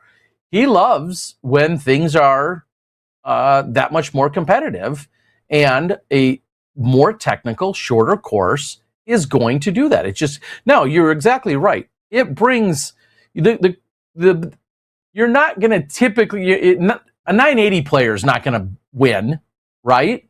But you're going to see a few more names and a little bit more volatility and a little bit more pressure on even our top players that are going to have bring their A game, and someone else bringing their A plus game might only be a stroke behind them, or might be right there with them if you're only playing a B plus or an A minus game. It compacts the scores, and I think it's awesome to see someone of Simon's caliber and skill set even lean into that. And he's said it for years now. And it's the same thing that when Simon says, "Hey, I'm rolling into Wisconsin," he doesn't say, "Hey, show me the longest course you guys have. I want to go play that." He looks for the pitch and putts, the fun courses, the most fun ones, the ones with the fun lines or the ace runs or whatever, because going out and throwing 900-foot holes over and over again, even when you can, isn't his idea of fun. So that's what I'll say about that. One screenshot told me the whole story that I needed to know, which is that the shorter, more technical courses are going to provide more volatility and probably more excitement overall for the viewers. Mm-hmm. So yeah, it certainly no does. Major shocks as to who won. Now, if you have our top 5 players in the world all finish 30th through 35th, then I might be like, okay, is there a flukiness to it? Is there like a sheer, like just like a bad design of some sort. Then I would maybe start looking to that. But if they're spreading themselves, the top 5 players spread themselves out over the we'll say the top 20 spots sporadically. Yeah, it's they didn't have their best stuff, and some other people did, and it was accessible to everybody. That's how I would look at it. Do you want to see more of this type of golf, or do you think we have enough of it? I think it provides for more excitement. It allows everyone to root for everybody, and people kind of course have joked and talked about it's boring watching Gannon. I didn't see what Gannon's successes or downfalls were this weekend. I didn't personally see them, but it's a way to keep things a little bit more, potentially keep things more exciting. Now we all know Gannon comes out and plays his average 1070 golf for 3 rounds, he's probably still going to win, right? Like, even if the course is short. But he clearly didn't play his up to his standards, and therefore he didn't win this weekend. So yeah, I'm good with it. Yeah, why not? I think I heard Gannon it shortens the length of the rounds too. Yeah, probably for the viewer. I love the short rounds. That's what I'll say. Right? I think Gannon had talked about this course real briefly, and he had said that he definitely didn't use the term lucky. That it's much more. I don't even call it finesse. But there's a few shots where you technical maybe, but you just kind of have to. You have to hit the gap further down the fairway in some shots, and maybe that does, even though he didn't say it, maybe that's a little more lucky for some players to get through. But again, every player has to play it. I liked the course from what I saw. I didn't consume a ton of it. I especially didn't. Again, FPO happens at like 2 a.m. our time, so I didn't consume it. Although I did get a chance to watch a little bit of FPO when they had a rain delay. So they delayed it, and then which is really funny because normally I wake up and I'm able to start watching MPO. The delay pushed MPO later in the day when then I didn't get a chance to watch that because I was busy doing some other stuff, which is kind of ironic because I normally am able to watch MPO for European Open. So I was kind of excited to get a little bit of FPO action. It wasn't much. It was like the last 2 holes basically. I think of round 2. So. Either way, that's the Swedish Open presented by Kastaplast. That is in Borås, Sweden. Our next stop is the Ale Open, the #1 rated course in the world. Really excited to watch that one, actually. I think I might make a little exception to the whole, am I going to wake up and watch some disc golf? So. Okay. I like it. Congrats, of course, to Silva and to Eagle McMahon. I mean, obviously, Eagle McMahon winning is far less shocking or surprising than Yuli, for instance. But it is cool to have this story, and the few moments I saw from his interview about being patient and what golf gives you and everything else, very, very level, mature, and it's been a long journey for him. I'm calling it right now. He's going to win Comeback Player of the Year, the DGPT Comeback Player of the Year. I'm gonna call it right now. There's no other person out there right now that I can think of. You don't give it to Yuli? No, just Yuli won one event, and he's probably I love Yuli.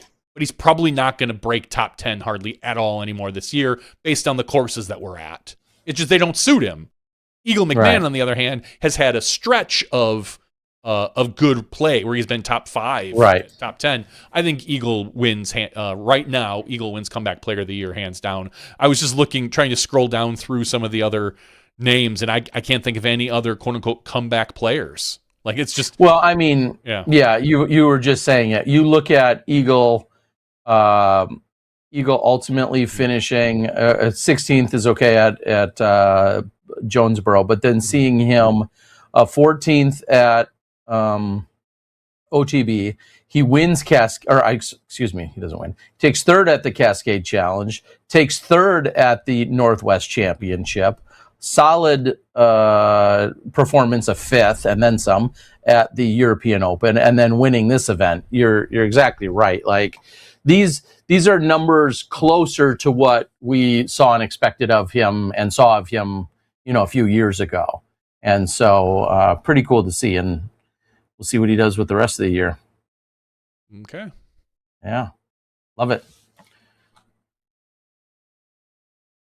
He's at 400. I mean, I know there's obviously there's obviously that conversation about getting to 1 million. I was looking at, as I see him at 400,000, I want to think like how quickly that shot up in the quick span that it did. But then he has his injury just as all the payouts started getting really big, right? You put his wins and his performances, you push them back or forward them, however you want to call it, a few years, and his 400,000 is more like 600,000 or 700,000. But we discussed this last week about how Eagle traditionally has really felt comfortable on the West Coast swing into Europe. Like right. it's always been kind of a comfort place for him. I really hope he can take whatever he's kind of got going and confidence that he's built and bring it back over to the States for the rest of the season. Like whatever he's found, if it's just a comfort level, or if it's truly something in his game, whether it's a drive or a putt, or I know he's putting with the new putter. He's been advertising it quite a bit now, the autopilot. If it's that, maybe it is just I'm more comfortable putting with this new putter that I helped design. I don't know, but I hope he can bring it over, because to have somebody else constantly competing at the top is always more exciting. It doesn't have to be Eagle. I'm glad it's Eagle, but throw another name with Ricky and Gannon and Calvin, and if we can throw Eagle in there now, it's fun. It's definitely fun. Right. Love it.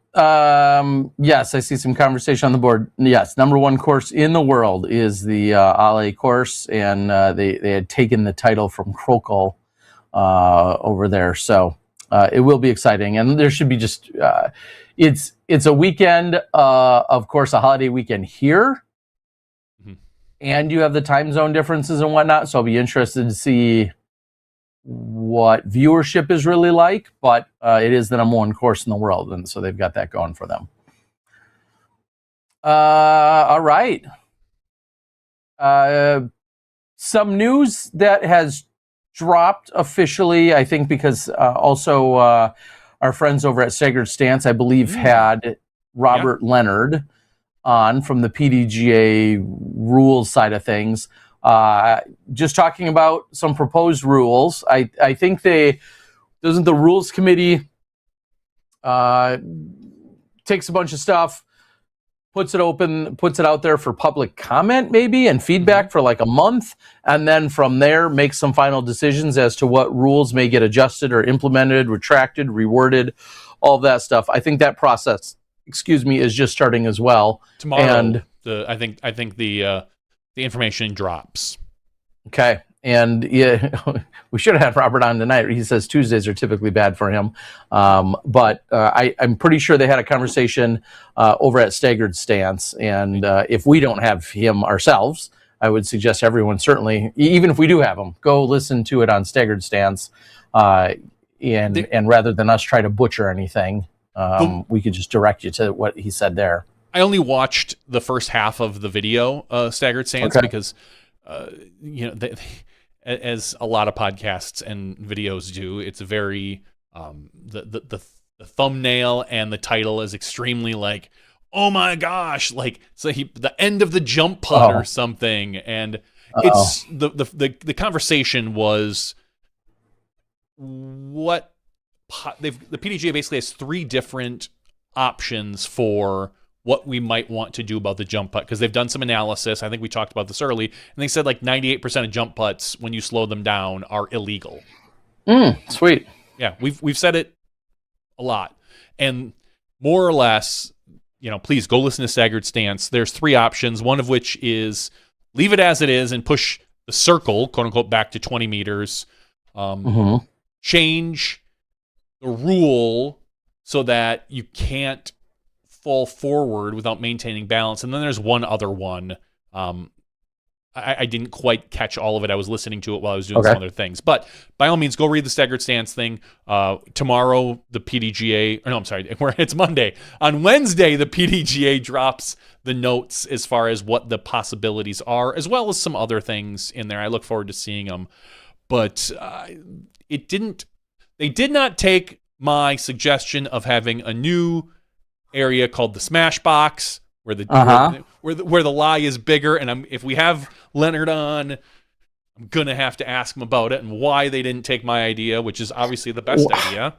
What are they even doing? If they're not taking a Johnny V idea, are they even? Do they have any brains? They clearly just want to fail. I mean, that's what it comes down to. Because all of your ideas have been bangers. Yeah. Bangers. I will say one of the suggestions where we move the circle back to basically circle 2, 20 meters, and all the rules that apply to the circle, so to speak, then get pushed back, and we still allow jump putting as is. More or less, I think they would change the wording of the rules to say like a clear violation of the rules, like you have to be able to see it in real time, or it's not a rule violation.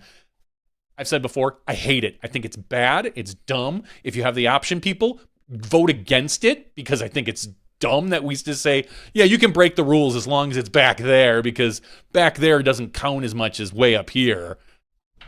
I hate that. And you know what?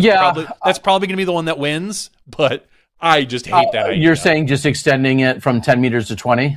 Yeah, more or less you can't, there's no falling putts outside of, from 10 to 20 meters now. You're basically taking circle 1 and extending it to circle 2 and all the same rules. So you can still jump putt outside of 20 meters legally. Well, not legally, but they're going to change the wording so that it's, unless it's obvious. Like if you jump, if you do your long jump and then throw the disc, yes, you'll get called on that. But but the regular jump putt we see all the time is totally okay, because you can't make that determination in live without slowing it down. So we're just going to be okay with that. I hate that idea, because I can't wait for the exact moment someone wins on hole 18 from 62 meters with a jump putt, and everyone slows it down and says they broke the rules.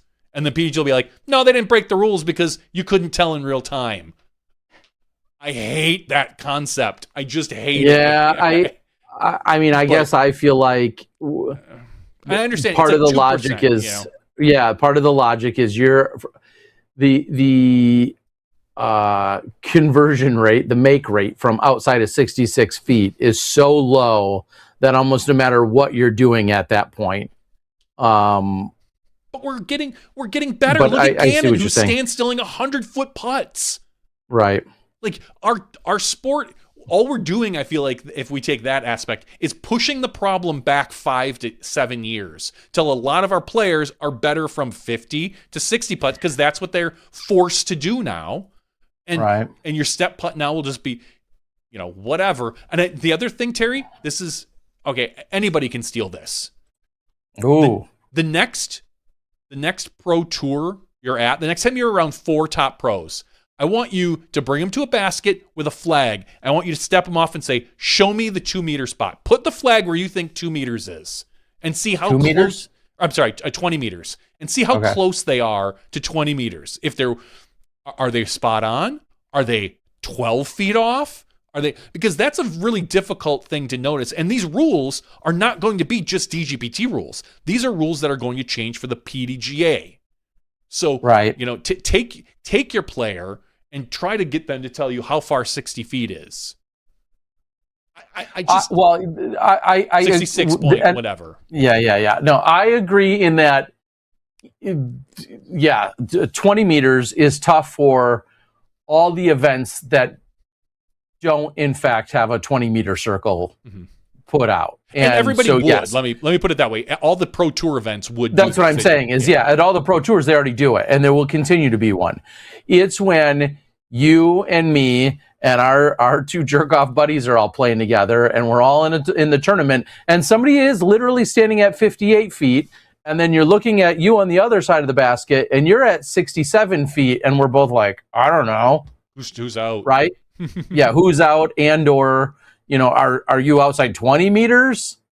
I mean, I guess the logic would be if you could walk off 10 in the past, you can now walk off 20. I don't know. I understand what you're saying. Yeah. We'll see.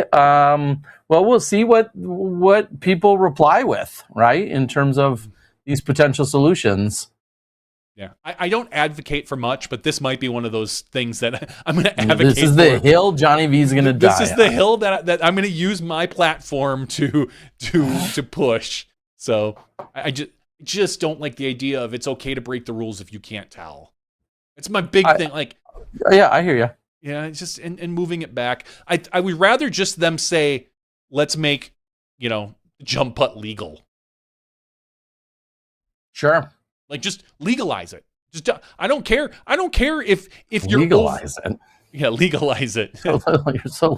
You should run your platform on that. Johnny V's all for legalizing it. Legalize it. I get. I mean, at that point, I just say, hey, guess what? As long as you don't touch the ground before you let go of the disc on a jump putt, I'm okay with that. I don't care how far in front of you are. But even that, did it touch one blade of grass? I think back putts and stuff. Yeah. Yeah, I think to Yuli and specifically about you slow down some stuff and you're putting uphill in long grass, and you're definitely touching grass before. It's I don't know. So anyway, wait till Wednesday. We'll get more information then as far as the exact stuff. We'll talk about this next week. I'm certain of it. Right. We'll see if Conrad Damon wants to die on this hill for his PDGA board of directors, even though they don't really have much to do with the rules at all, other than I think they review things once it's done. But it's really the rules committee. But either way, I'm gonna hold him responsible now. So yeah, if he's our guest next week, this is all on him. This can be all on him now. Yet. Be prepared, Conrad. Be prepared. Or Conrad from Ace Run. I'll blame him too. Just anyone named Conrad. James Conrad. James Conrad. That's a good. Yeah. Conrad here on our board. Conrad was taken. Yep. Conrad. It also could be your fault too, Conrad. Yes. Blame all Conrads, as he says on the board. That's right. Mac Galver. On the board says, where do we vote? You should receive an email from the PDGA that you'll receive in the next day or two that will give you all the voting instructions. Obviously, every vote is specific to you as a member. You only get to vote once, all that stuff, until we have those arguments at some point, I'm sure. But yeah, you should get an email from the PDGA here in the next week or so. Now, as to your voting,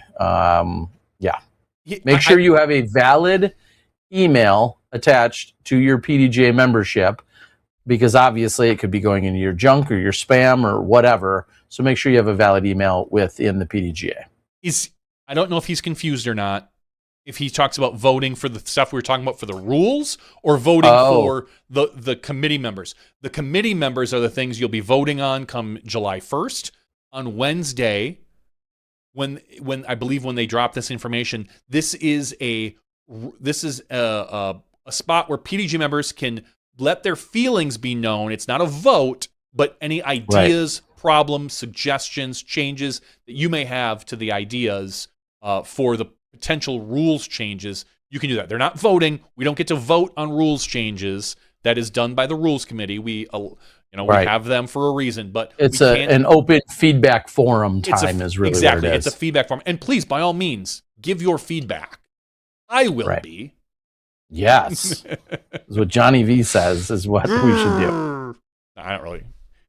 Honestly, no matter what happens, I'm not going to probably care that much, but I just think that, I think we could make a thumbnail that says otherwise.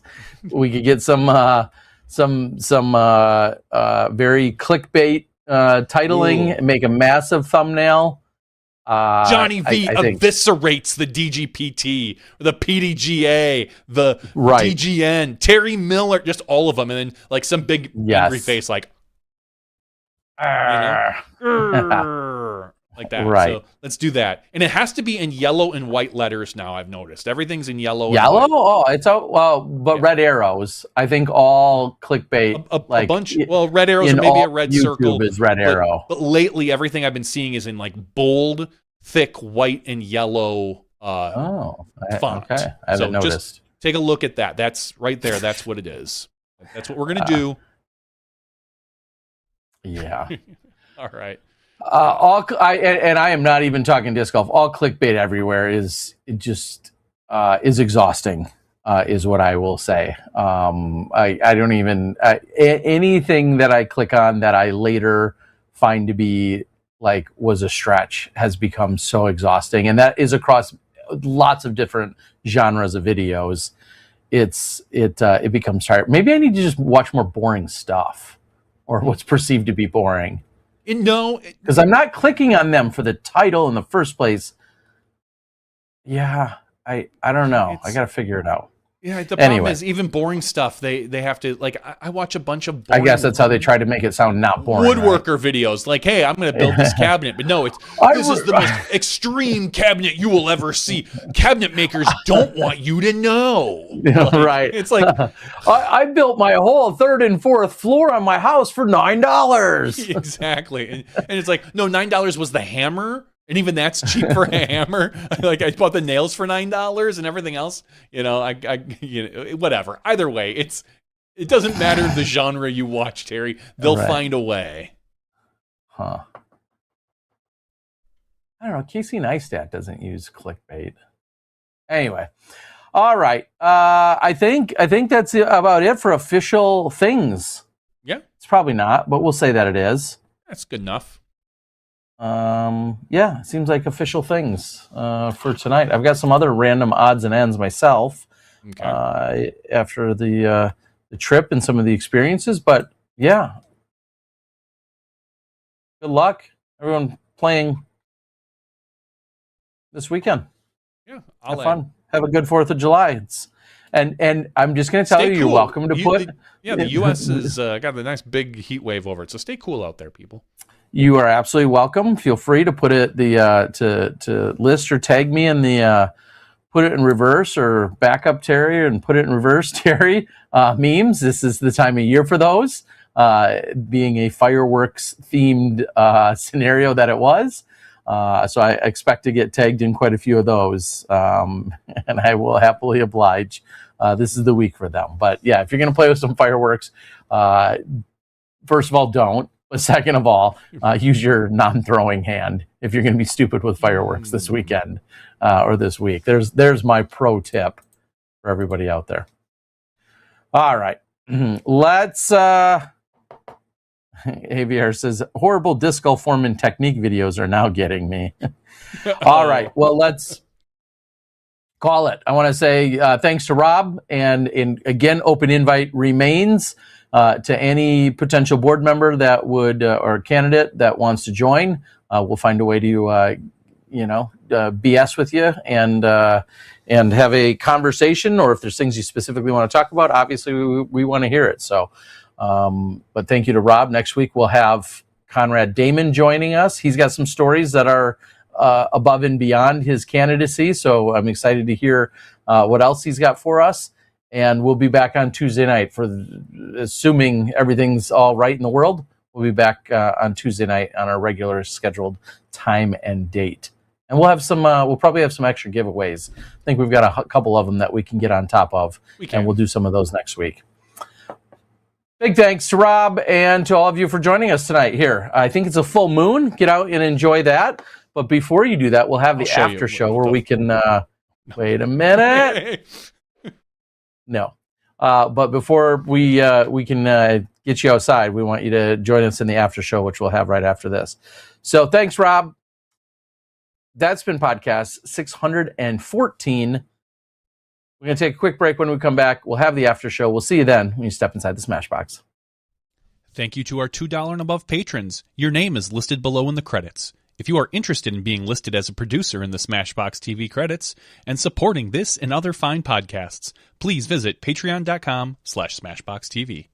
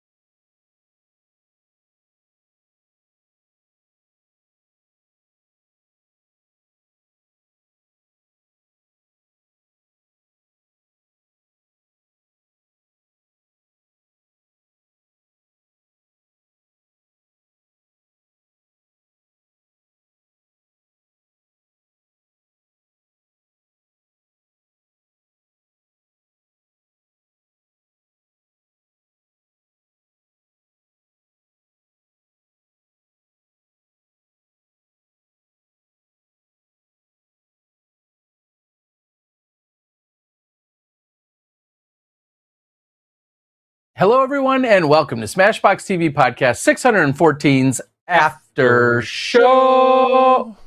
Oh, Not quite in sync here, me being a remote. show. I am over at my secondary studio, which is also the home of the Dyers Guild.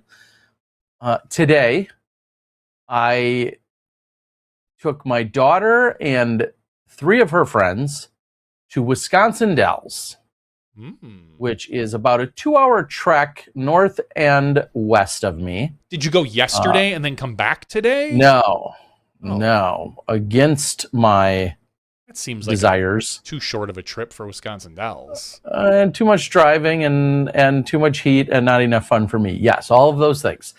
Today, this morning around 9:30 or so, we left. It's just short of 2 hours. Drove to the Dells. There was some passes because we're ballers on a budget, the whole family. My daughter had some passes to one of the water parks, one of the premier water parks. I think a neighbor had given them to her, and they expire in the next couple days. And so her 3 friends all got in free to one of the premier water parks. Went there, dropped them off. They went to the water park. I actually went to the other side of the Wisconsin Dells, 10 minutes away.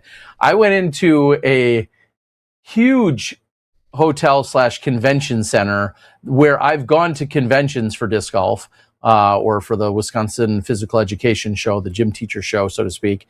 And I ended up walking around getting 10,000 steps inside this convention center, all because it was air conditioned. Like, there were some sections of that convention center, which I think is gearing up for like maybe some dance competition coming up maybe sometime soon. I saw them setting up.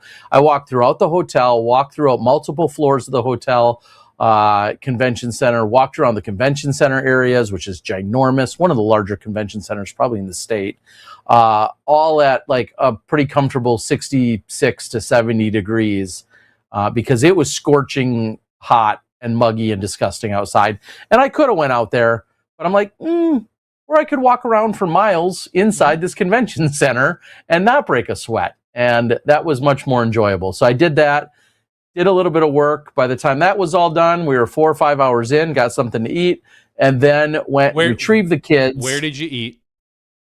Well, again, all around a budget.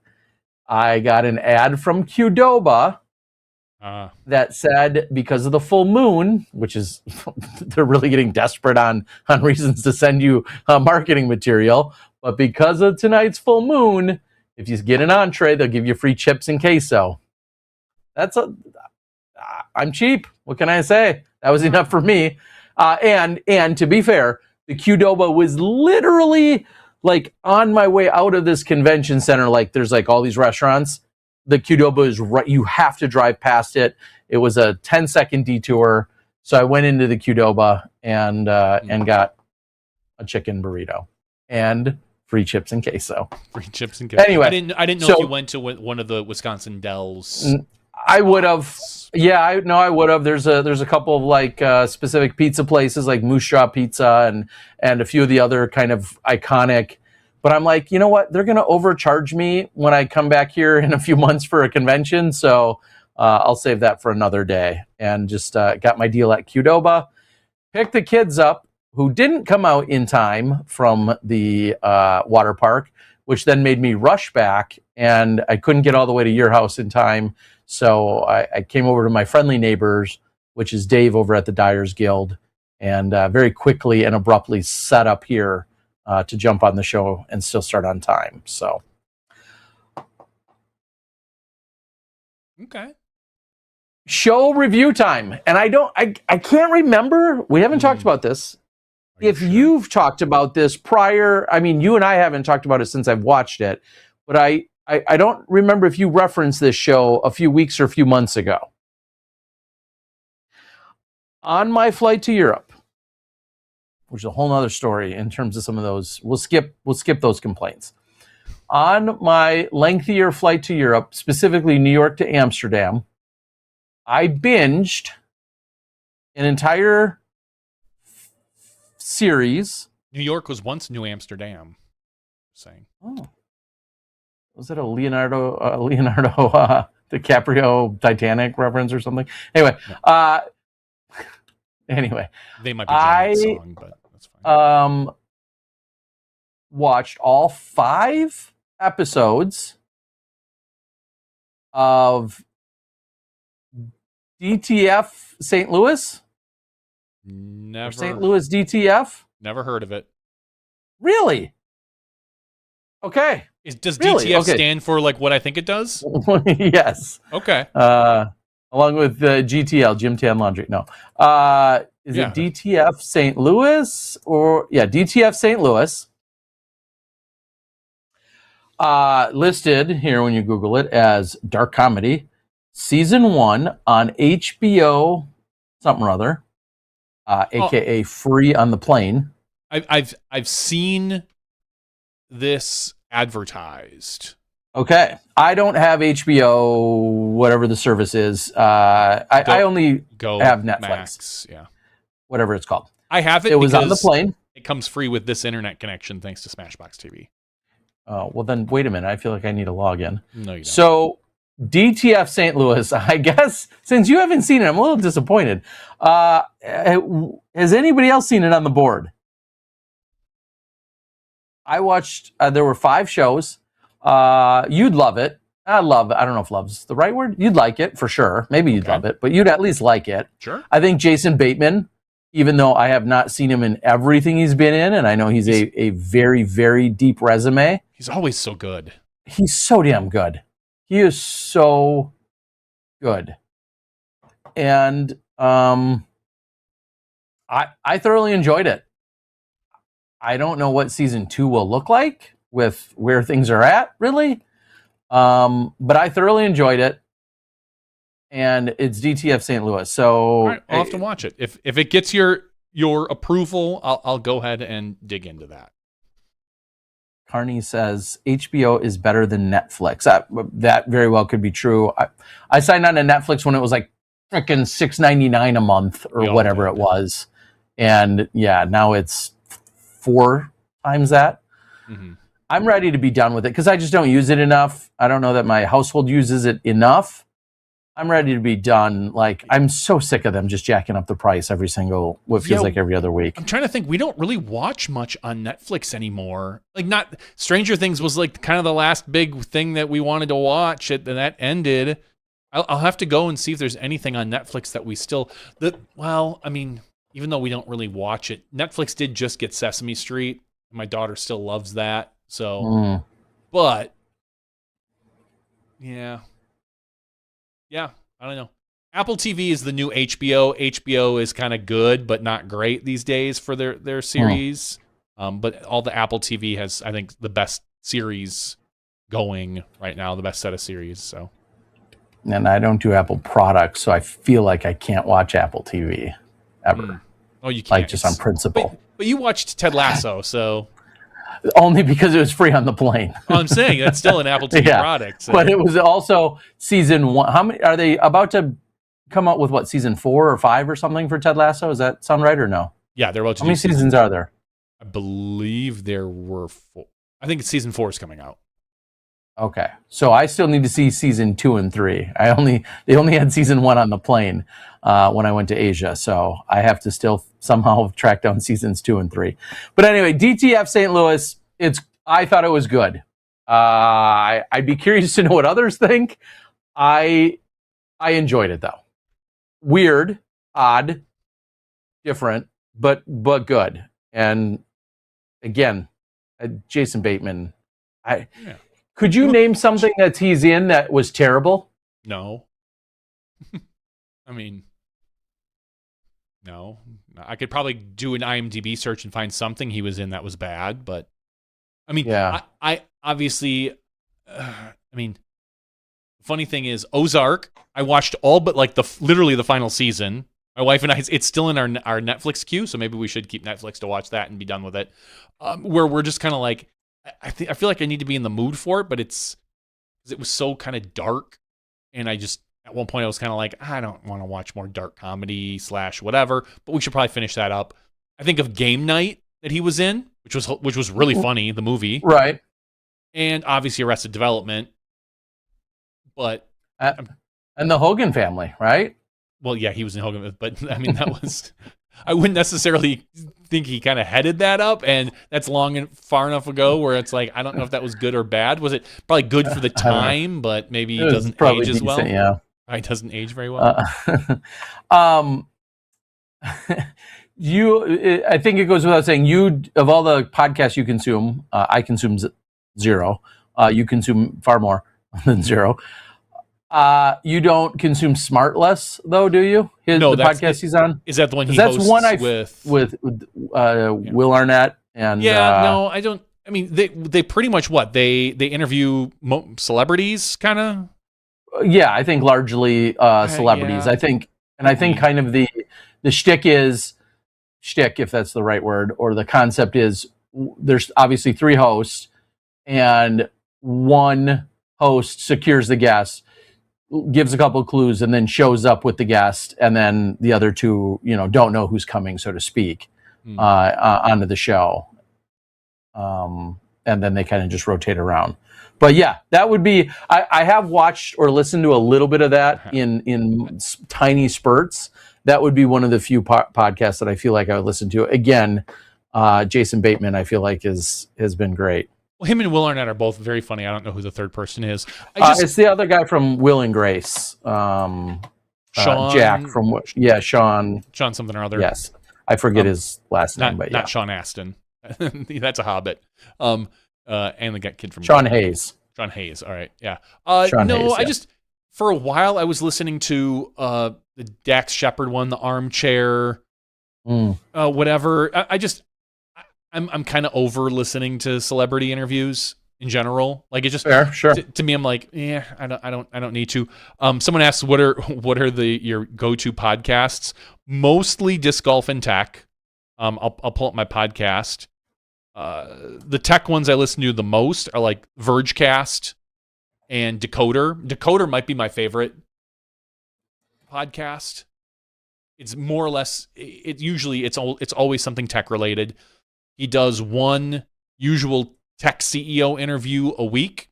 Asks them business questions. How do you make decisions? What are your processes? But then he gets into whatever they are trying to sell. And it's hosted by a guy named Nilay Patel, who's actually from Wisconsin. He's from Racine area originally, but I think he lives in New York now. I really like Decoder quite a bit. Politics I listen to, which is a politics program. Go figure.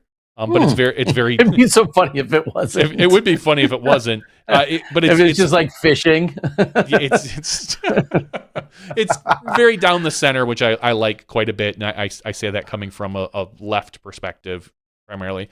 The Attention Mechanism, which is a podcast about AI, just in general, the news and what's going on and things like that.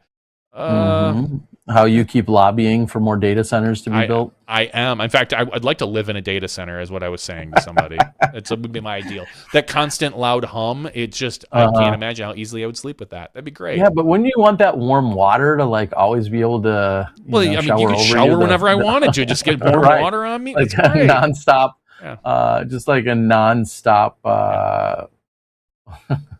yeah. The other podcast I listen to where We Have Concerns, which is a science kind of comedy one where usually they find some weird science article and they go over it and talk about it and make jokes. That one I've heard of. That one I like quite a bit. And then the other kind of political one I listen to is called We're Not Wrong.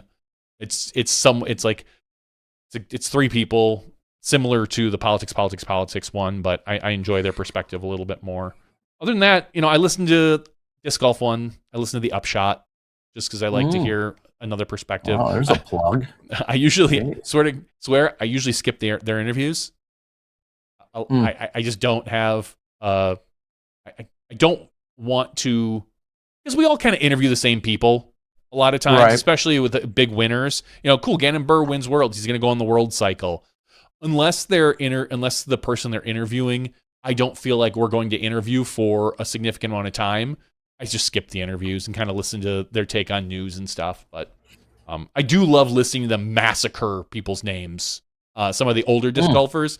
My favorite lately is Berlager. They cannot say it. It's just, Oh, really? it's like they look at it and they're trying to make it harder than it is. And so, and I don't fault them for this. I just think it's funny. In fact, I mentioned it to them. I said, "Hey, Charlie, for what it's take, it's burr and then like logger, burlogger, Yeah. Burlogger, like Burlogger. like it's not hard, but you look at it and I can understand because it's Berloger, and you're like, is that Burlogger, Burlogger?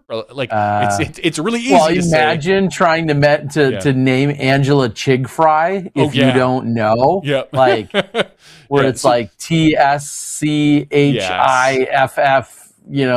IGGRE or whatever it is, but it's Chigfry.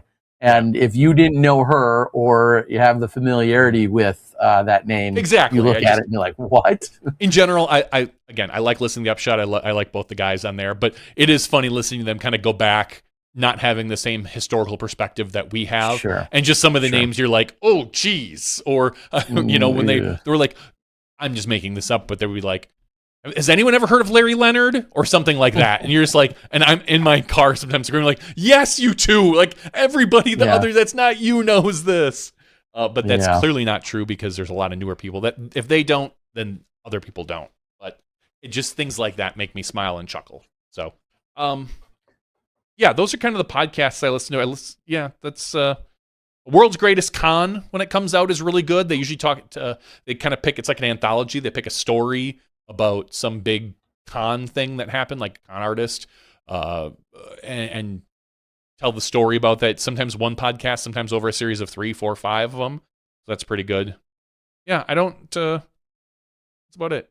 But if you're interested in business, Decoder is the one I would say. Like that's every year on the 4th of July, which obviously is their newest podcast, he interviews the CEO of one of the grill companies. Just like it's like just a funny thing. He's like, this is our grill episode, and so he's interviewing this week. I'm like halfway through listening to it. Is interviewing the CEO of Blackstone, which is the griddle company that went like super popular, super viral. How they went so viral so quickly that they turned around and bought Weber. Like they now own Weber grills. Damn. And so he was saying, he's like, I wanted to interview you last year on our 4th of July episode, but you couldn't because you were going through FTC trade regulation to see if this was like anti-competitive monopoly, which it ended up not being. It apparently wasn't even really a question, but like it couldn't. So they became so big so quickly that they ended up turning around and buying Weber, which was apparently in some financial issues and whatever, but they go through the whole story. I just enjoy listening to other CEOs' decision making, why they do things, what their plans are, and how their perspective on a lot of things. And this guy's like, he's just like, well, we hit it big during the pandemic. Everybody was making smash burgers on their grill. They were a TikTok sensation. So, and just how they decide they're going to advertise and who's using influencers and all this other stuff to advertise and their perspective on it. So those are the ones I listen to. I know, Terry, you don't necessarily, you kind of catch more YouTube stuff than podcasts. So. Yeah, I do. And this just in, Ben Shin, a third PDGA candidate, has just reached out to me and said, wanted to know if we'd be interested in having him on our podcast. We're always interested. So answer is yes, of course. I will tell him yes, of course we will be interested. And maybe he could be on after Conrad next week, or maybe, be on the show after we talk to Conrad, and maybe he could be a secondary guest, or maybe the week after that or whatever. But yes, no problem, Ben. I don't think he's listening right now necessarily, but maybe he is. Either way, I'll reply to him. But that email just came in just now. We might seriously have to start thinking about every once in a while recording an interview, right, trying to get together at like a 4 or 5 o'clock to record an interview, so then we could play it, especially for the overseas time. Like if we wanted to interview, just say like Eagle or Gannon right now, like it might be advantageous for us to kind of get that into our repertoire. Not that we haven't done it in the past, we have, but maybe on a more regular basis if need be, that we could then play during the podcast. Which similar, because I feel like cool. We're going to interview Conrad next week, and then Ben, you said? Yep. like that Ben and then maybe Ken will want to get on as well. Like it's like cool. By then you're at the end of the voting period. Do we, what's right? So maybe just trying to condense them a little more. But again, you interviewed them with set questions. This is more of our interview would be more off the cuff. Maybe try to put them on the spot a little bit. And ask them right. Well, you heard all the silly questions? shit that Rob said in the regular show. If you didn't, go back and listen. It was crazy. You won't believe what Rob you said. won't believe his platform statement's wild. Yeah. And then we put Rob in like a shadow with a question mark over him with a red arrow and some big white and yellow text font. Exactly what's needed. With Yes. Terry making the dumb face. Mm-hmm. Yeah. That sounds like a no-brainer. Yeah. No, it has to be something like Rob discloses his conflict of interest. You won't believe his conflict of interest. Exactly. Yes, we will fully clickbait it up. What was it? Oh, speaking of podcasts, real quick, no one asked, but Out of Production's next podcast is dropping Wednesday as well. I think because right now we're on kind of an every other week release schedule. And so our third guest was Steve Dodge. And full disclosure, we talked to him, 3-4 weeks ago or so. But yeah, Steve Dodge is our third guest, and that podcast should drop on Wednesday. So, tune in if you want another a great trip down memory lane, but also again more insight into Steve Dodge. Some things that even our most regular listeners here, I think you're still going to definitely learn some things, even though Steve Dodge was, in fact, our first ever SmashBoxxTV guest. So, all right. Colin says, I need to catch up. I'm still watching Dan Roddick. Yeah, come on. You got a Sam Farron's. Come on, let's go. Sam Farron's was great. You won't believe what he was in the Guinness Book of World Records for. So make sure you go check that out. He was how young and he did what? All right, we need to A/B test a YouTube thumbnail now, like our normal one versus one of these awful clickbaity ones, and see like which one gets more clicks. Well, I know which one would, but I can't wait to all the comments. Like, seriously, this was your what the? Durko on the board says Billy Crump needs to be on. Yeah, I think it's a no-brainer that at some point Billy Crump will make it onto. We'll certainly invite him onto the Out of Production podcast. We have a very long list of, again, pioneers and the pillars of the disc golf community that spans the last now 50 years. And we're trying to go back and get some of the earliest pioneers that have helped shape and mold our sport. And it's a deep pool to pull from, and I'm excited to do just that. So we certainly will. I thought, of course, I had something else that I can't remember now, so I don't have it for you. But just other quick side note, and this is in direct opposition of maybe some of my comments earlier about being about my coupon eating at Qdoba today. Two experiences that I had in Europe included. Being with the host team specifically, they treated us, some of us, to this incredible tour and then meal on, I think it was Monday night when we were there before the event, and we got this great tour and lots of history and stuff right down by the sea or by the bay where the Black Eyed Peas were playing, like off in the distance. So Adam and Ezra and AB, we got done with dinner, and then they went and decided on a whim to go to the Black Eyed Peas concert, which was right next door to us. Like we walked right past the gate to get in. They ended up going to that after dinner. So we had a great meal there. 2 nights later, when we were shown the presidential palace, for Estonia, and we saw Ricky and Kelvin were able to tee off from what will be hole 1 of the Worlds in 2029. Was an incredible experience. We got to see the park that will get used. We're going to see that park and its layout, I believe, get debuted next year at the European Open event that will be taking place. So that's the first time we're going to see that official layout, I believe, on a major level, or we're going to see them playing it. Isn't next year's European Open in Ale? And correct. Their big event, excuse me. The Elite Series event. Yes, okay. Thank you. Yes, you're just correct. But we're going to see the layout get designed and developed over there, so that was really cool to see. And then with that, we went to, and I can't remember the name of the place, but it was my first ever Michelin star rated restaurant. Yeah, well, I don't go to those on my dime.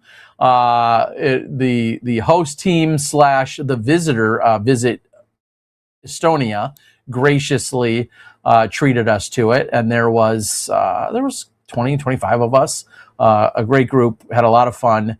My meal was delicious. I'm a basic bitch, I think I like to say, and I had a burger, which was on the menu, and it was in fact delicious. Well, wait. You went to a Michelin star restaurant. You ordered a burger, right? Was there anything special about the burger? It was good, but it wasn't. It was not. It's a burger. There's only so much you can do with a burger, but I mean, you could get real. You could attempt some really fancy stuff, I'm sure. I mean, I'm sure there are sauces you can put on it. Right? It was. I don't disagree that it was good. I just feel like of all the, I know you. I was kind of shocked you didn't say some sort of chicken. They didn't have any. Okay, they didn't have it. So you're like, otherwise I would have. That's where you would have gone. Explain. Like, I just I'm slightly disappointed in you, Terry. That you didn't try to step out of your comfort zone a little.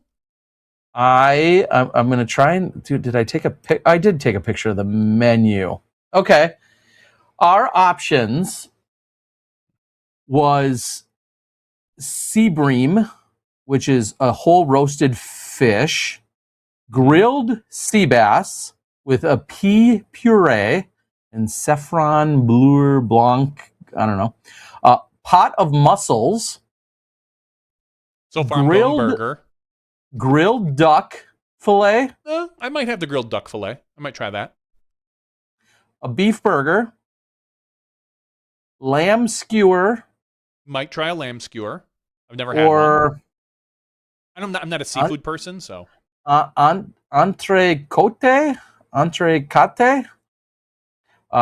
which is beef, onion jam, and green pepper sauce.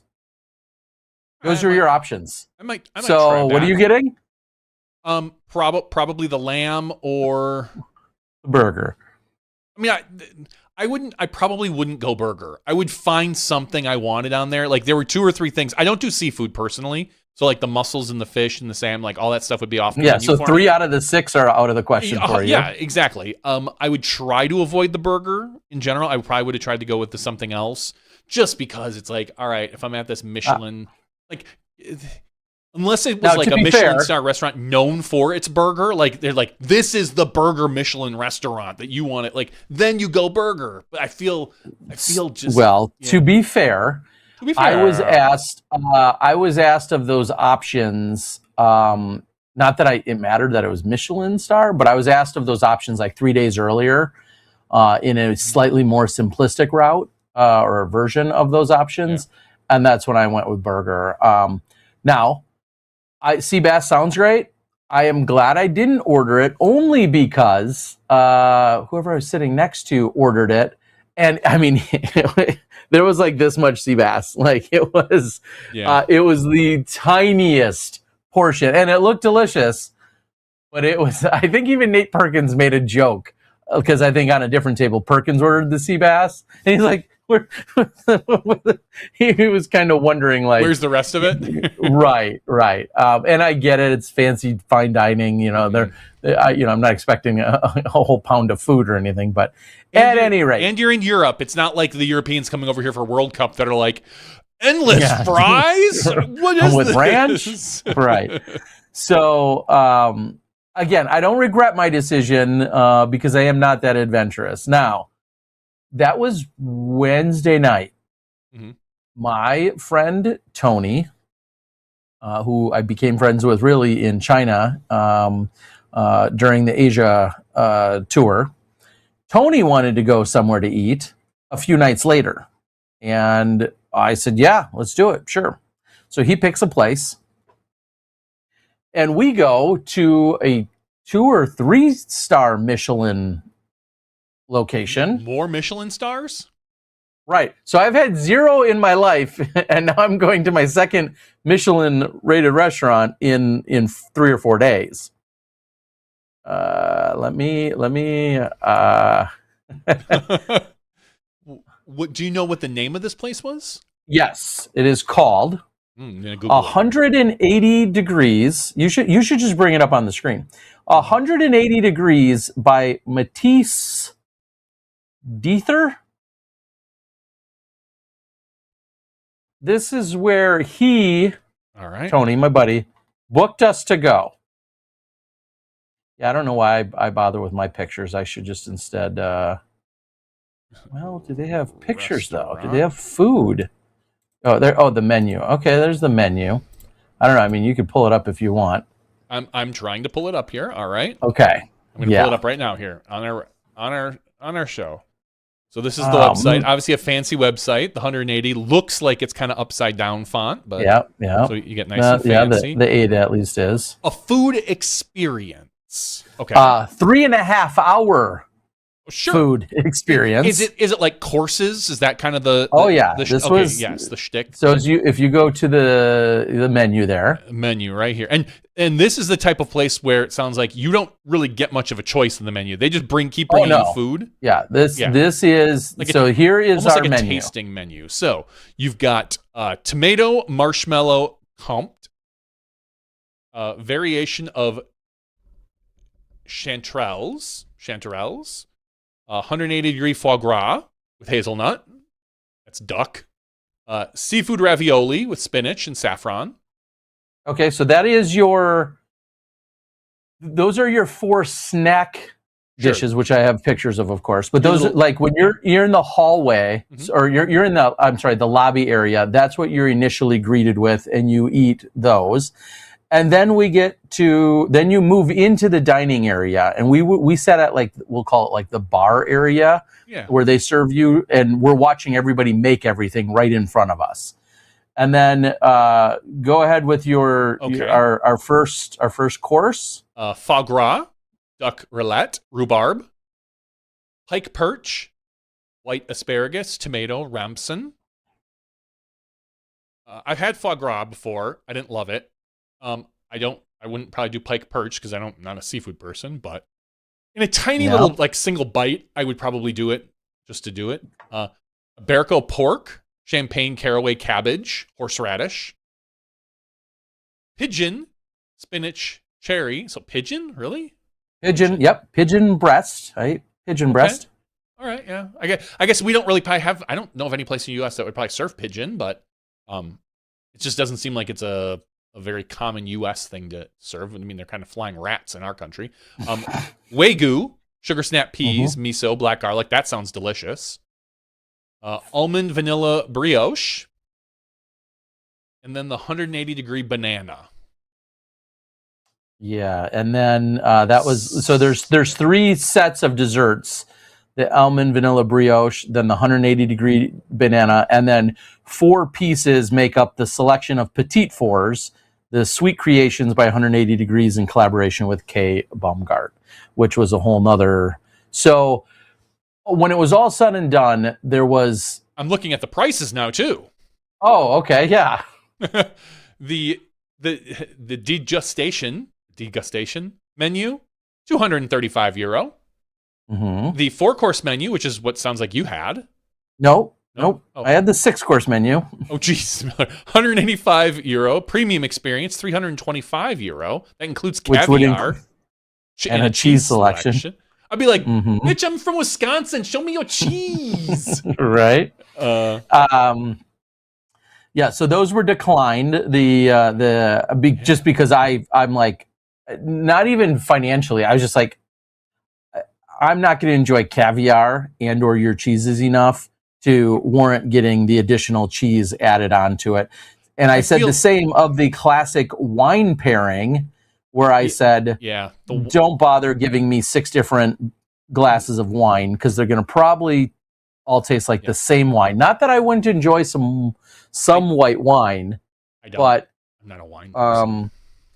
I passed on the offering of the $200 worth of wine.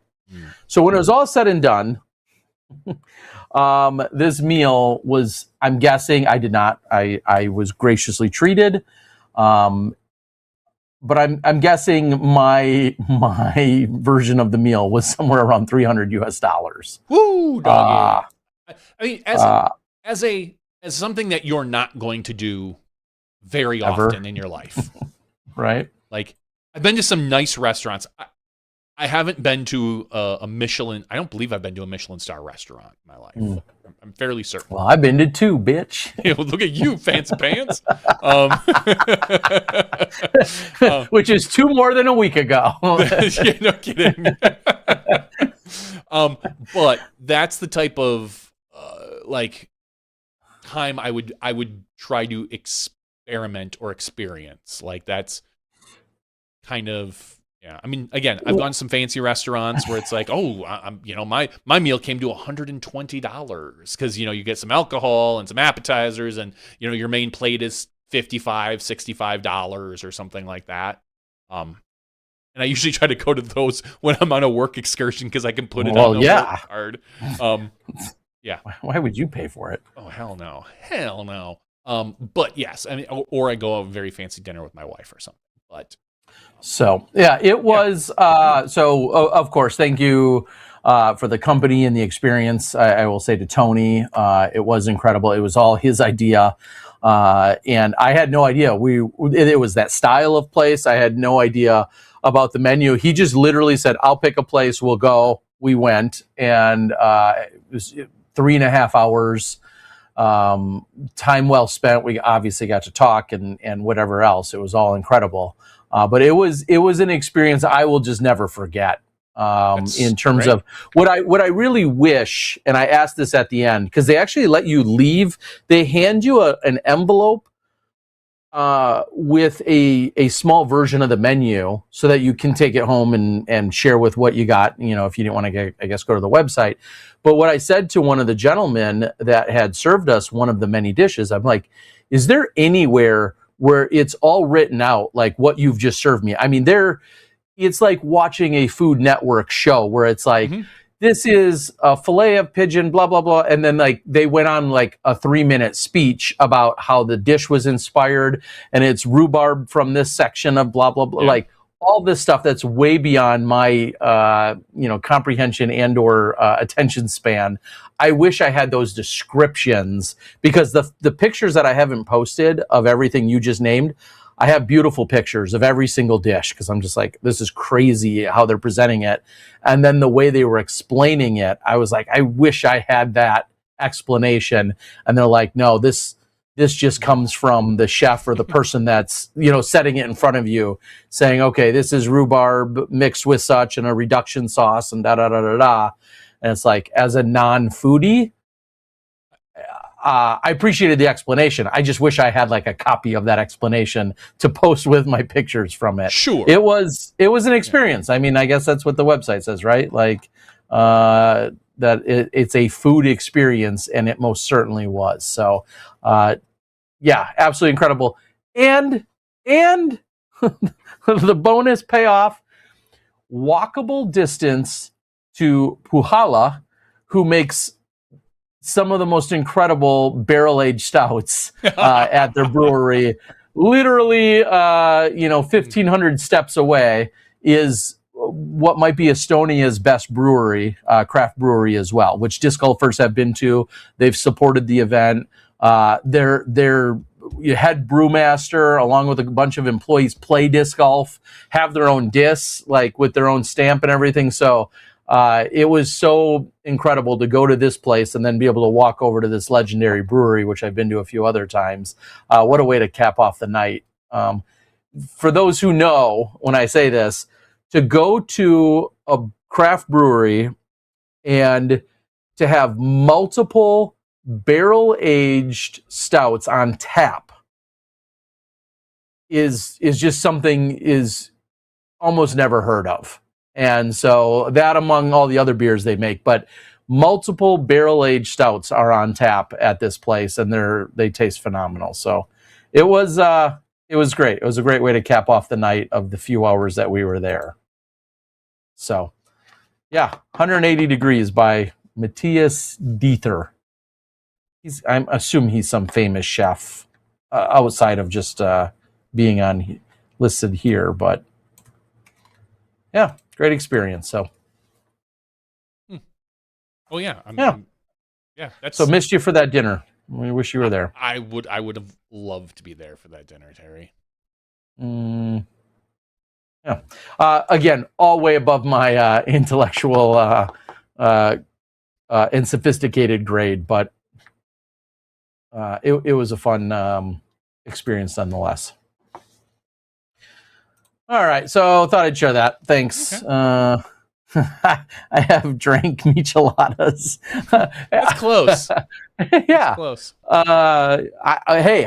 It wasn't that long ago. I even learned what those were, and then when it came just in time, because then it wasn't long after that I had my first ever trip to Mexico, and next thing you know, I'm having authentic micheladas down in Mexico. So we all arrive at our own cultural experiences one way or another. I'm just a little late to the game. So yes, I was in heaven, Colin, when I was at Puyala. Phenomenal place. You got anything else there, Johnny? I don't have any other gadgets to report on. You know, I know I talked about the self-driving lawnmowers that then we saw, or I saw more of those, but that was about it. And then just the disc golf in Finland and Estonia continues to be incredible. I mean, that's what I can just quickly say about that. I know you guys may assume as much, but to go to some of the local courses, a couple of us played a number of the local courses in the area, and even traveled a little bit to play some other courses. You see why so many young new stars are being produced out of those countries, because they put in phenomenal courses, tight wooded lines, lots of par fours. Just disc golf is on another level over there, and it's really awesome to see. But then you could also pull off of one of the main highways, and here's a 9-hole course with a bunch of 200-foot shots as well, and they have a good mixture in that sense. It's just really cool to see. So I'm honored that I got to see more of it. All right, that's all I got for now. I don't got much. I hope you guys keep your appendages, all your fingers, all your toes, your eyeballs, your hair, all that stuff this weekend. Don't play with too many fireworks, or none. That might make you safer.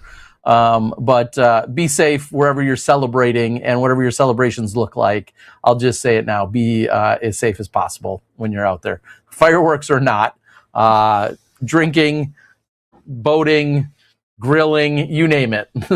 There's a lot of things that can go sideways on a weekend like this. So use your best judgment and do smart things. That's what I'll say to that. I won't. I'm not going to put that pressure on anybody. Go do something dumb. Have fun. And then report back. Yep, report back. Go do something dumb. Okay.